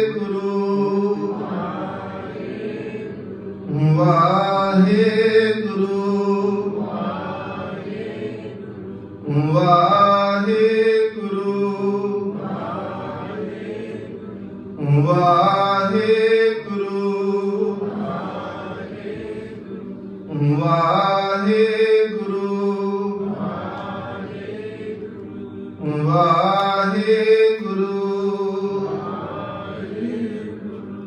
ਵਾਹਿਗੁਰੂ ਵਾਹਿਗੁਰੂ ਵਾਹਿਗੁਰੂ। ਆਖੋ ਸਤਿਨਾਮ ਸ਼੍ਰੀ ਸੱਚੇ ਪਾਤਸ਼ਾਹ ਮਹਾਰਾਜ ਕਿਰਪਾ ਕਰੇ ਸਭਨਾਂ ਦੀ ਹਾਜ਼ਰੀ ਦਰ ਤੇ ਪ੍ਰਵਾਨ ਕਰਨ। ਗੁਰੂ ਕਿਰਪਾ ਕਰੇ ਕਿ ਗੁਰੂ ਗੁਰੂ ਜਪਦਿਆਂ ਸਾਡਾ ਜੀਵਨ ਸਫਲਾ ਹੋ ਸਕੇ। ਬੇਨਤੀ ਹੈ ਕਿ ਕੱਲ ਤੋਂ ਜਿਹੜਾ ਕਥਾ ਦਾ ਸਮਾਂ ਹੈ ਉਹ 6 ਵਜੇ ਤੋਂ ਲੈ ਕੇ 7 ਵਜੇ ਤੱਕ ਹੋਵੇਗਾ। 15 ਮਿੰਟ ਪਹਿਲੋਂ ਆਰੰਭ ਹੋ ਜਾਇਆ ਕਰੇਗੀ। 1 ਘੰਟਾ ਮਹਾਰਾਜ ਨੇ ਹੋਰ ਬਖਸ਼ਿਸ਼ ਕੀਤੀ ਕਿ ਹੋਰ ਸਮਾਂ ਅਸੀਂ ਗੁਰੂ ਕੀ ਹਜ਼ੂਰੀ ਵਿੱਚ ਬੈਠ ਕੇ ਲਾਹਾ ਪ੍ਰਾਪਤ ਕਰ ਸਕੀਏ। ਸਭਨਾਂ ਦਾ ਧੰਨਵਾਦ, ਸਾਰੀ ਸੰਗਤ ਦਾ ਧੰਨਵਾਦ, ਕੋਟਾਨ ਕੋਟ ਸ਼ੁਕਰ। ਧੰਨ ਗੁਰੂ ਗ੍ਰੰਥ ਸਾਹਿਬ ਮਹਾਰਾਜ ਜੀ ਦਾ, ਚਾਵਲਾ ਵੀਰ ਜੀ ਦਾ ਧੰਨਵਾਦ ਜਿਹੜੇ ਰੋਜ਼ ਹੀ ਲਾਈਵ ਕਰਕੇ ਜਿਹੜੇ ਦੂਰ ਦਰਾਡੇ ਬੈਠੇ ਨੇ, ਦੇਸ਼ ਵਿਦੇਸ਼ ਵਿੱਚ ਬੈਠੇ ਨੇ, ਉਹਨਾਂ ਤੱਕ ਵੀ ਸਤਿਗੁਰੂ ਮਹਾਰਾਜ ਜੀ ਦੇ ਘਰ ਦੀ ਬਾਤ ਜਿਹੜੀ ਹੈ ਉਹ ਪਹੁੰਚਾਉਂਦੇ ਪਏ ਨੇ। ਗੁਰੂ ਕਿਰਪਾ ਕਰੇ ਸਭਨਾਂ ਉੱਪਰ ਰਹਿਮ ਭਰਿਆ ਮਿਹਰਮਤ ਭਰਿਆ ਹੱਥ ਰੱਖਣ ਦੀ ਬਖਸ਼ੋ ਅਸੀਸ ਬਲਾਓ ਫਤਿਹ। ਵਾਹਿਗੁਰੂ ਜੀ ਕਾ ਖਾਲਸਾ ਵਾਹਿਗੁਰੂ ਜੀ ਕੀ ਫਤਿਹ। ਧੰਨ ਸ੍ਰੀ ਗੁਰੂ ਗ੍ਰੰਥ ਸਾਹਿਬ ਜੀ ਦੇ ਚੋਪੜਾ ਦੀ ਕਿਰਪਾ ਸਤਿਸੰਗ ਜੀ ਫਤਿਹ ਕਰਾਂਗੇ ਬਖਸ਼ਣ। ਵਾਹਿਗੁਰੂ ਜੀ ਕਾ ਖਾਲਸਾ ਵਾਹਿਗੁਰੂ ਜੀ ਕੀ ਫਤਿਹ। ਸਭ ਤੋਂ ਪਹਿਲੇ ਕੋਟਾਨ ਸ਼ੁਕਰਾਨਾ ਮੇਰੇ ਸੱਚੇ ਸਤਿਗੁਰੂ ਧੰਨ ਸ੍ਰੀ ਗੁਰੂ ਗ੍ਰੰਥ ਸਾਹਿਬ ਜੀ ਦਾ, ਜਿਨ੍ਹਾਂ ਦੀ ਇਹ ਅਪਾਰ ਬਖਸ਼ਿਸ਼ ਕਿਰਪਾ ਸਦਕਾ ਅਸੀਂ ਧੰਨ ਸ੍ਰੀ ਗੁਰੂ ਗ੍ਰੰਥ ਸਾਹਿਬ ਜੀ ਨੂੰ ਜੋੜ ਰਹੇ ਹਾਂ। ਅਸੀਂ ਬਹੁਤ ਹੀ ਵੱਡੇ ਭਾਗਾਂ ਵਾਲੇ ਹਾਂ ਜੋ ਸਾਨੂੰ ਗੁਰੂ ਸਾਹਿਬ ਜੀ ਨੇ ਇਹ ਸਮਾਂ ਬਖਸ਼ਿਆ, ਜੋ ਇਤਨੇ ਵਿਦਵਾਨ ਗਿਆਨੀ ਅਮਰਿੰਦਰ ਸਿੰਘ ਜੀ ਦਰਬਾਰ ਸਾਹਿਬ ਅੰਮ੍ਰਿਤਸਰ ਤੋਂ ਜੋ ਕਥਾ ਰਾਹੀਂ ਸੰਤਾਂ ਨੂੰ ਨਿਹਾਲ ਕਰ ਰਹੇ ਹਨ। ਸੋ ਬਹੁਤ ਗੁਰੂ ਸਾਹਿਬ ਦੀ ਬਖਸ਼ਿਸ਼ ਹੈ ਜਿਨ੍ਹਾਂ ਨੇ ਸਾਨੂੰ ਉਹਨਾਂ ਨਾਲ ਜੋੜਿਆ। ਦੇਖੋ ਇਹ ਜੋ ਸਮਾਂ ਹੈ ਜੋ ਗੁਰੂ ਸਾਹਿਬ ਨੇ ਬਖਸ਼ਿਸ਼ ਕੀਤਾ, ਸੋ ਅਸੀਂ ਇਹ ਕੋਸ਼ਿਸ਼ ਜ਼ਰੂਰ ਕਰੀਏ ਕਿ ਹੋਰ ਵੀ ਜਿਤਨੇ ਸੰਗੀ ਸਾਥੀ ਸਾਡੇ ਵਿੱਚ ਜੋ ਵਿਚਰ ਰਹੇ ਹਨ ਉਹਨਾਂ ਨੂੰ ਵੀ ਇਸ ਗੁਰਦੁਆਰਾ ਸਾਹਿਬ ਵਿੱਚ ਲਿਆ ਕੇ ਇਹਨਾਂ ਦੇ ਪ੍ਰੋਗਰਾਮਾਂ ਨਾਲ ਜੋੜੀਏ, ਕਿਉਂਕਿ ਇਹ ਜੋ ਮਨੁੱਖਾ ਜਨਮ ਹੈ ਇਹ ਬਾਰ-ਬਾਰ ਨਹੀਂ ਮਿਲਦਾ। ਗੁਰਬਾਣੀ ਵਿੱਚ ਵੀ ਲਿਖਿਆ ਹੈ, ਲੱਖ 84 ਜੋਨ ਸਮਾਈ ਮਾਨਸ ਕੋ ਪ੍ਰਭ ਦੀ ਵਡਿਆਈ, ਇਸ ਪੌੜੀ ਤੇ ਜੋ ਨਰ ਚੁੱਕੇ ਸੋ ਆਏ ਜਾਏ ਦੁੱਖ ਪਾਏਗਾ। ਇਹ ਮਨੁੱਖਾ ਜਨਮ ਜੋ ਗੁਰੂ ਸਾਹਿਬ ਜੀ ਨੇ ਬਖਸ਼ਿਸ਼ ਕੀਤੀ ਹੈ ਉਹ ਸਿਰਫ ਨਾਮ ਬਾਣੀ ਨਾਲ ਜੁੜਨ ਵਾਸਤੇ ਮਿਲਿਆ ਹੈ। ਸੋ ਆਓ ਅਸੀਂ ਕੋਸ਼ਿਸ਼ ਕਰੀਏ ਕਿ ਮਨੁੱਖਾ ਜਨਮ ਨੂੰ ਸਫਲ ਕਰੀਏ। ਜਿਸ ਤਰ੍ਹਾਂ ਕਿ ਭਾਈ ਸਾਹਿਬ ਨੇ ਦੱਸਿਆ ਕਿ ਕੱਲ੍ਹ ਤੋਂ ਜੋ ਸਮਾਂ ਚੋਣ ਕਰ ਦਿੱਤਾ ਗਿਆ ਹੈ, ਕੱਲ੍ਹ ਵੀ ਇਸੇ ਪਵਿੱਤਰ ਸਥਾਨ ਤੇ ਭਾਈ ਸਾਹਿਬ 6 ਵਜੇ ਤੋਂ ਲੈ ਕੇ 7 ਵਜੇ ਤੱਕ ਕਥਾ ਰਾਹੀਂ ਸੰਤਾਂ ਨੂੰ ਨਿਹਾਲ ਕਰਨਗੇ ਅਤੇ ਇਸੇ ਤਰ੍ਹਾਂ ਐਤਵਾਰ ਵੀ 6 ਵਜੇ ਤੋਂ ਲੈ ਕੇ 7 ਵਜੇ ਤੱਕ ਤੇ ਅਗਲੇ ਹਫ਼ਤੇ ਵੀ ਸੋਮਵਾਰ ਤੋਂ ਲੈ ਕੇ ਵੀਰਵਾਰ ਤੱਕ 6 ਵਜੇ ਤੋਂ 7 ਵਜੇ ਤੱਕ ਅਤੇ ਐਤਵਾਰ ਵੀ ਇਸੇ ਤਰ੍ਹਾਂ ਇਹਨਾਂ ਦਾ ਪ੍ਰੋਗਰਾਮ ਹੋਵੇਗਾ। ਸੋ ਗਿਆਨੀ ਜੀ 2-3 ਹਫ਼ਤੇ ਇਸੇ ਪਵਿੱਤਰ ਸਥਾਨ ਤੇ ਰੋਜ਼ਾਨਾ ਕਥਾ ਰਾਹੀਂ ਸੰਤਾਂ ਨੂੰ ਨਿਹਾਲ ਕਰਨਗੇ। ਸੋ ਅਸੀਂ ਕੋਸ਼ਿਸ਼ ਕਰੀਏ ਵੱਧ ਤੋਂ ਵੱਧ ਇਹਨਾਂ ਦੇ ਪ੍ਰੋਗਰਾਮਾਂ ਨਾਲ ਪਰਿਵਾਰ ਸਮੇਤ ਜੁੜ ਕੇ ਗੁਰੂ ਘਰ ਤੋਂ ਖੁਸ਼ੀ ਪ੍ਰਾਪਤ ਕਰਨੀ ਹੈ। ਇਤਨੀ ਬੇਨਤੀ ਪ੍ਰਵਾਨ ਕਰਨੀ ਕੋਈ ਚੁੱਕੀ ਖਿਮਾ। ਵਾਹਿਗੁਰੂ ਜੀ ਕਾ ਖਾਲਸਾ, ਵਾਹਿਗੁਰੂ ਜੀ ਕੀ ਫਤਿਹ।